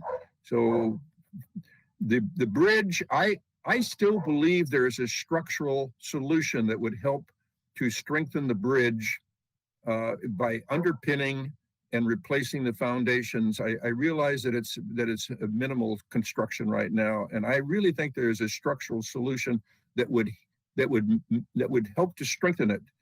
I agree with our engineers that if there's a 7.2 earthquake, not if. Peter Allen used to say to me, Bill, it's not if, it's when. Earthquakes will come, and they will be big ones. But they could strengthen, they could underpin those foundations, and I think there's a solution for that, to try to protect this historic resource as long as possible. Maybe eventually it will be destroyed, and maybe there'll be an earthquake that will destroy the courthouse. It's possible. Then we'd have to build that back, and we'd have to build this bridge back. So I'm for keeping the character of Mission Canyon as close as we can to the way it is now. But I think we do need to consider a safe passageway on the west side, not making pedestrians cross over to the east and then crossing back to the west. And that needs to be studied. Thank you. Okay. Other comments on this before we go into the bridge? Mr. Chair, I'll make an additional comment if I could. Oh, sure. Since others are commenting a lot on the pedestrian bridge. As I was there today, I thought it would be an attractive solution to incorporate maybe a curving bridge, but that follow the path of that sewer pipe somehow, so that you got far enough away from the stone bridge that walking across that pedestrian bridge, you were looking back at the bridge and appreciating it. And that would be, and I think that could be accessible as well. So that's a thought I had today. And then you can run the sewer along that side and appreciate that too. Yeah. All right. Mr. Chair. Commissioner Uli. Yeah. I would just add that landscape architecture and cultural resource designers ought to be engaged and not just leave it to the engineers. That's a good point. We love our engineers, but yeah, that's right. Mr. Chair. Commissioner Drury. Yeah, I was what was said to me, or what was said by Commissioner Lenvik about how the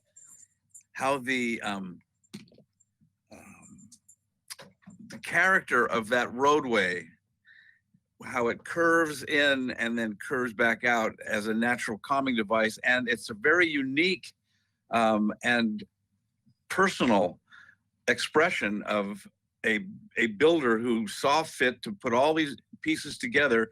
And what we have is this 90-year-old configuration now. And I think it's very valuable. And I don't often agree with Commissioner Lenvik, but I'm certainly glad that he said that. I think the general feeling is that everybody has sort of weighed in on what that intact, I think the term was cultural resource, and it really is. That whole thing from Puesta del Sol all the way to Alameda Padre Serra, the walls, the stonework, all that is a one beautiful thing to have in our city. I'm really proud to be a part of it. Thank you. All right.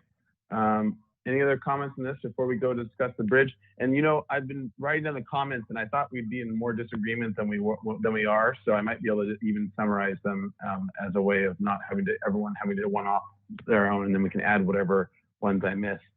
So, all right. So let's go into any other comments on this before we go to the bridge. individual bridge ones. And I think this one will probably be easier, but let's go to the bridge slides and then start discussing the bridge in particular.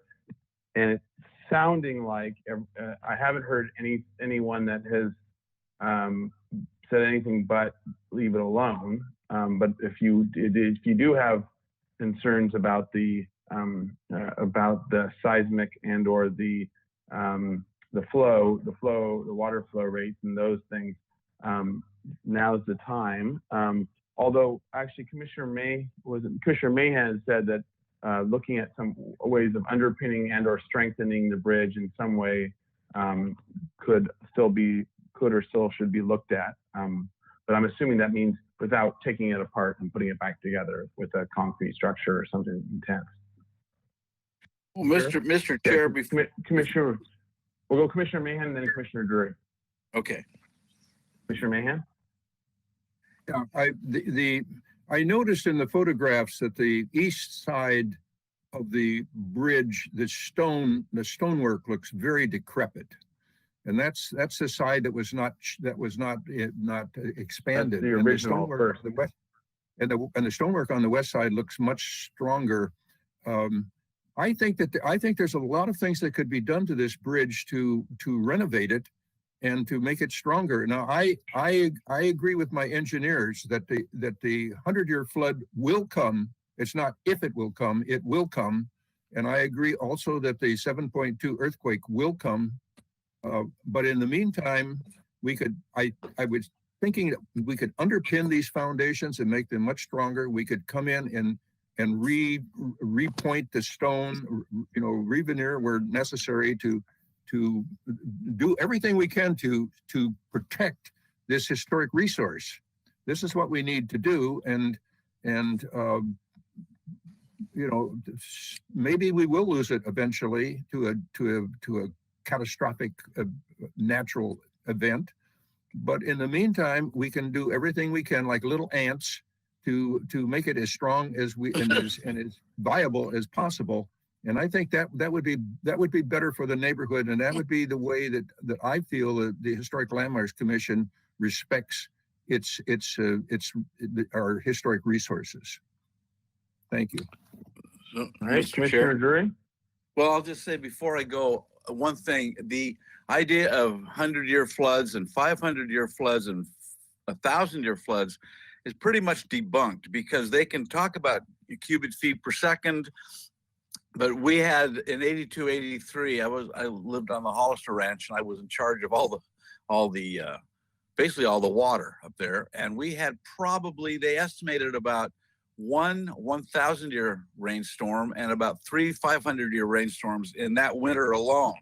So that kind of, if we're going to talk about feet per second and what that bridge can hold, it held very well during that massive winter when I had to walk across Gaviota Trestle to get to town.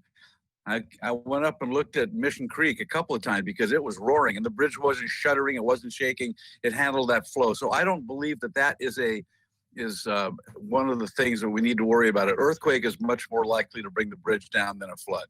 Thank you. I'm going to go feed my mama. Nice to see you guys. Bye. All right. Thank you. Thank you, Commissioner Drury. All right. Other comments on the bridge or strategy and or options and or Mr. Chair, one more thing. I feel like that bridge number 2 and especially bridge number 3 is the size, bulk, and scale is not appropriate to Mission Canyon. It's too big. The double arched bridge is a little bit better. I feel a little bit better in that it's broken down in it, so it's the size, bulk, and scale is maybe more appropriate. But I think we have to apply the same standards to Mission Canyon as we would apply downtown in El Pueblo Viejo. We want to think about size, bulk, and scale, and is this appropriate to this specific neighborhood? I think the 2-arch bridge is better. I think the 1 arch, the big arch is not appropriate. Thank you. So I'm tagging on to or piggybacking on that discussion, because I think that this is also part of it, and I think Commissioner Jordan was hit on some of these points earlier as well, is even applying the Secretary of Interior standards and sort of what our general direction in terms of, as the Historic Landmarks Commission and reviewing historic structures, just approaches to historic structures. It seems like obviously, if, for example, in the option 1 of just a small thing, leaving the arch the way it is, and it doesn't increase flow rate, and if, for example, every year the whole place flooded and there was a serious problem and something had to be done, and this was a driving factor that there was always this problem in mayhem and they had to adjust it, then I think then it becomes the question of how do you adjust and make the flow rate larger or do those things. And I think it's sounding like with this discussion and tying into it, the option 3 of the big giant elliptical arch isn't proper to this area, this region, Mission Canyon, but also just the approach in terms of keeping the same arch at least. And I was thinking in a similar vein for this double arch, but differentiating even in some way, setting it back so you can at least see, or setting it back or changing the stone a little bit or whatever it is, but so you can see the difference between the original arch and then the added arch, but sort of taking an approach that is trying to be sensitive to what is there right now, very strongly sensitive, as you can. And then if you had to get more flow rate or for some other reason, the design being as minimal as possible to get it to work that still keeps that arch as it is. And I don't know what others feel about the two arch thing, but in general, it would be if the one arch didn't work for one extreme reason, then I had the similar thought of the two arch being not as offensive because it at least keeps the original arch in the original language. But the other factors, I think in general, everyone said basically it doesn't seem like there's this extreme reason that it absolutely has to get torn down and built differently. So it makes the most sense to just kind of keep what you have and work with it.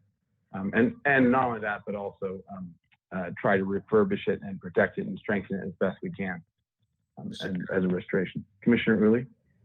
Along the hydrology comments, what we learned in Montecito for the debris flow, that many of those bridges didn't have the design capacity that we're talking about to allow that flow to go.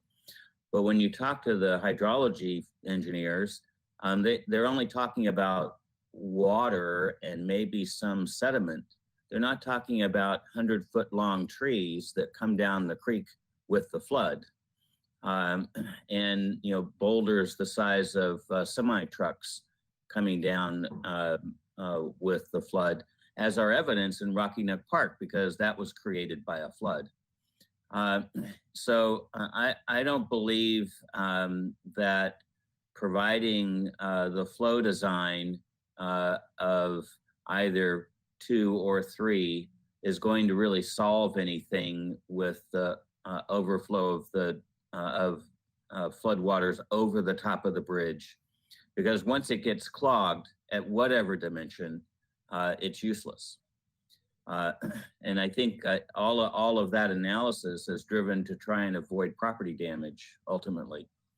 And so, I'm really wondering if we're trying to fix something that really can't be fixed when it's out of our control. All right. Any other comments on the bridge? Options and discussion? Okay. So why don't I give a shot at, oh yeah, Mr. Hamilton? Sorry for the interruption, and thank you for calling on me there. I just wanted to let you know that Ms. Grant may want to request a straw vote on options for east versus the west side of the bridge. So Ms. Grant, if you'd like to, if it's okay with you, Mr. Chair, Ms. Grant, if you'd like to pop on and sure, yeah, tell us more about that. We don't do straw votes. This is the concept. We don't do straw votes. Commissioner Lemmick, we'll discuss it after. I do want to allow the applicant to come back on and make the request at least, and then we can discuss it. I just wanted to Thank you, Chair and Commissioners. This is a great discussion today. Very much appreciated and appreciate your time. I know this is still just very in the initial stages. It seemed to me it was split on some of the comments for pedestrian access east versus west side. You don't have to decide that today. If there's any further direction on that, great. If not, we can take your comments as they were said. Thank you. All right, thank you. So I think in terms of, I think I can give a decent summary, and then we can tweak it from there. We can have commissioners add if they think that things need to be added. But I think there was a pretty consistent discussion and direction, and I want to give at least a shot at summarizing. And then if people don't agree and think that my summary is off, then we'll edit it and subtract and add it as needed.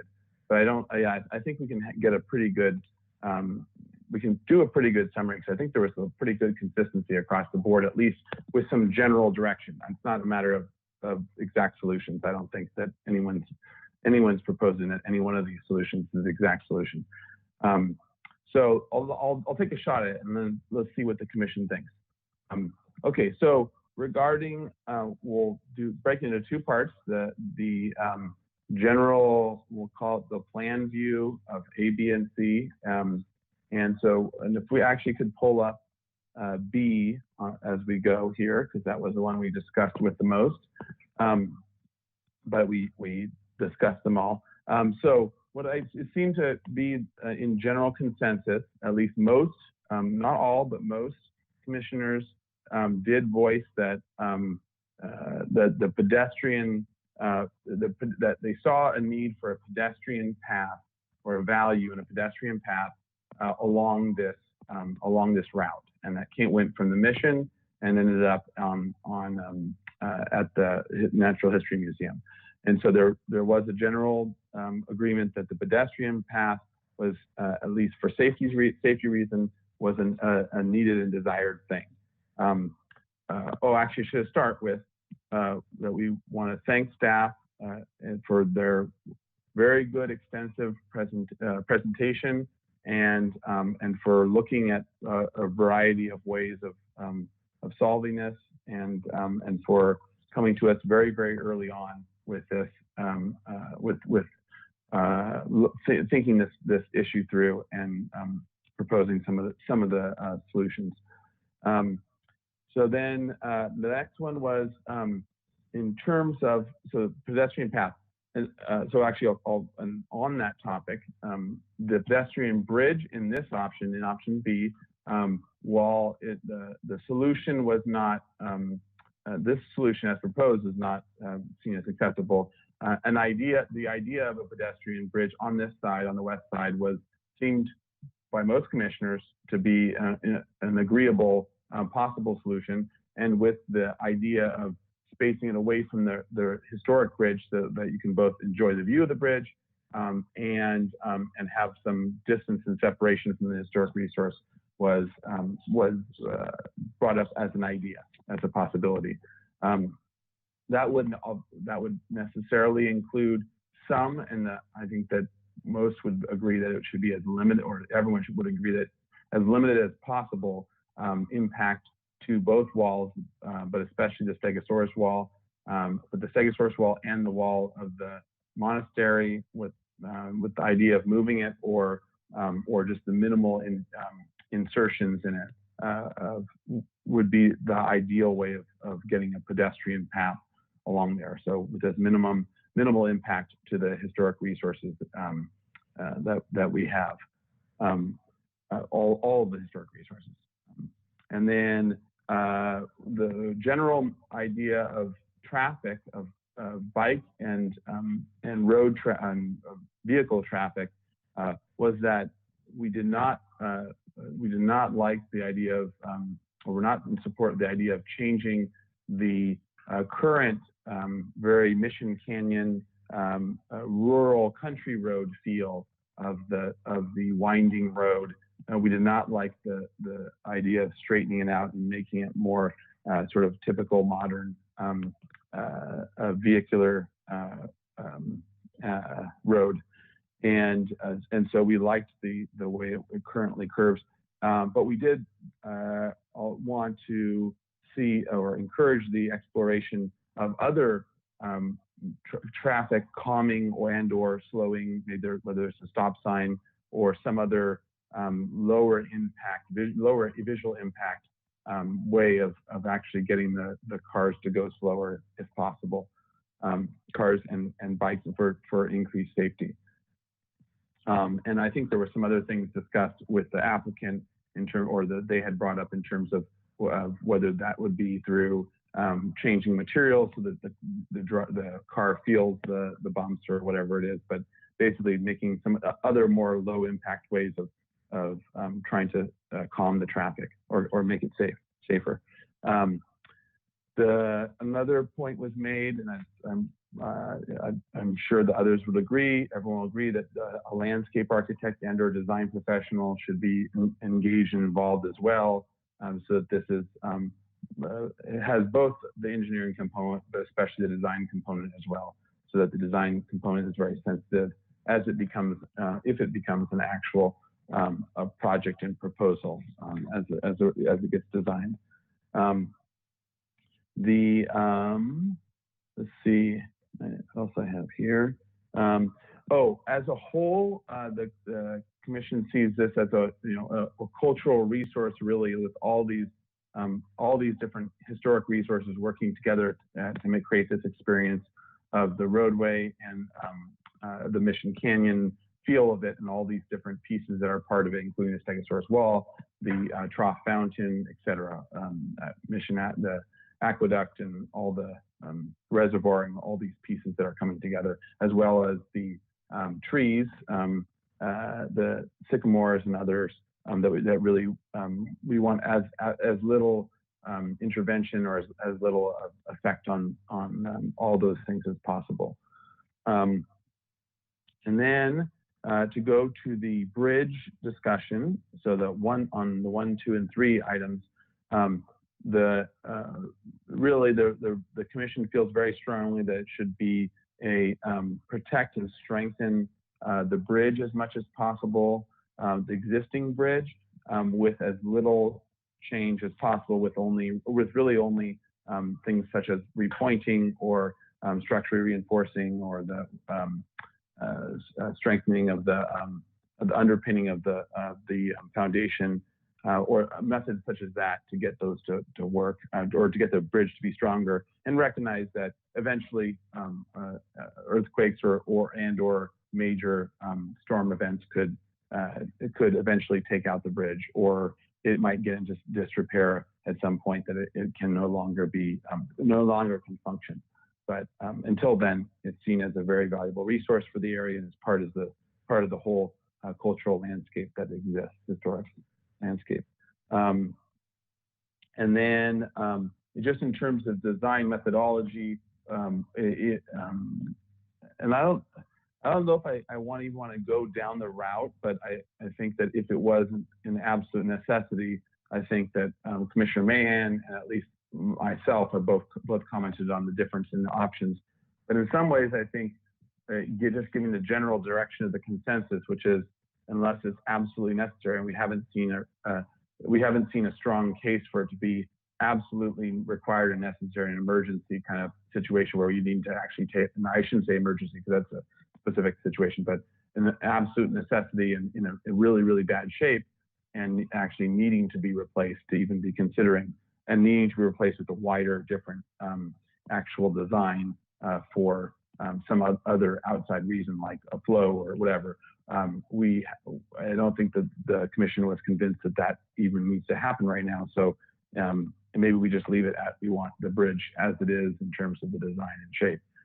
And then we don't even have to go down the route of if you were to change it, what would you change it to make it larger or whatever, because we haven't even been convinced that there is an absolute need that it has to change in design. So I think maybe we just leave it for there for now. And if they did come back with some reasoning that it would convince the commission, then we can go down the route of how does that actually look different. Okay, so how does that sound as a summary? Do the commissioners feel comfortable with that? Do they want things added to that? Is that That's feel like a pretty good dang summary? good. Okay. Everyone all good? Okay. All right. Well, in that case, does someone want to make a motion? I'll make that motion with those comments. right. I'll second Mr. Chair, the commission? Yes. No need for a motion at this That's concept right. hearing. This is just Okay. a summary of the comments, and the commission can leave it at that. Then I take Okay. back my motion. Do you take back your second, Mr. Dorton? I- All right. motion to adjourn. All right. Well, in that case, to the applicant, I just do want to give them, make sure that everything's clear and they understand the comments. And if so, then we can adjourn the meeting, but I do want to make sure that that's. Yes, everything was clear. Thank you so much for spending the afternoon with us today. Really appreciate it. Thank you, Ms. All right. Grant. Okay. Thank you. All right. Take care. In that case, meeting is adjourned.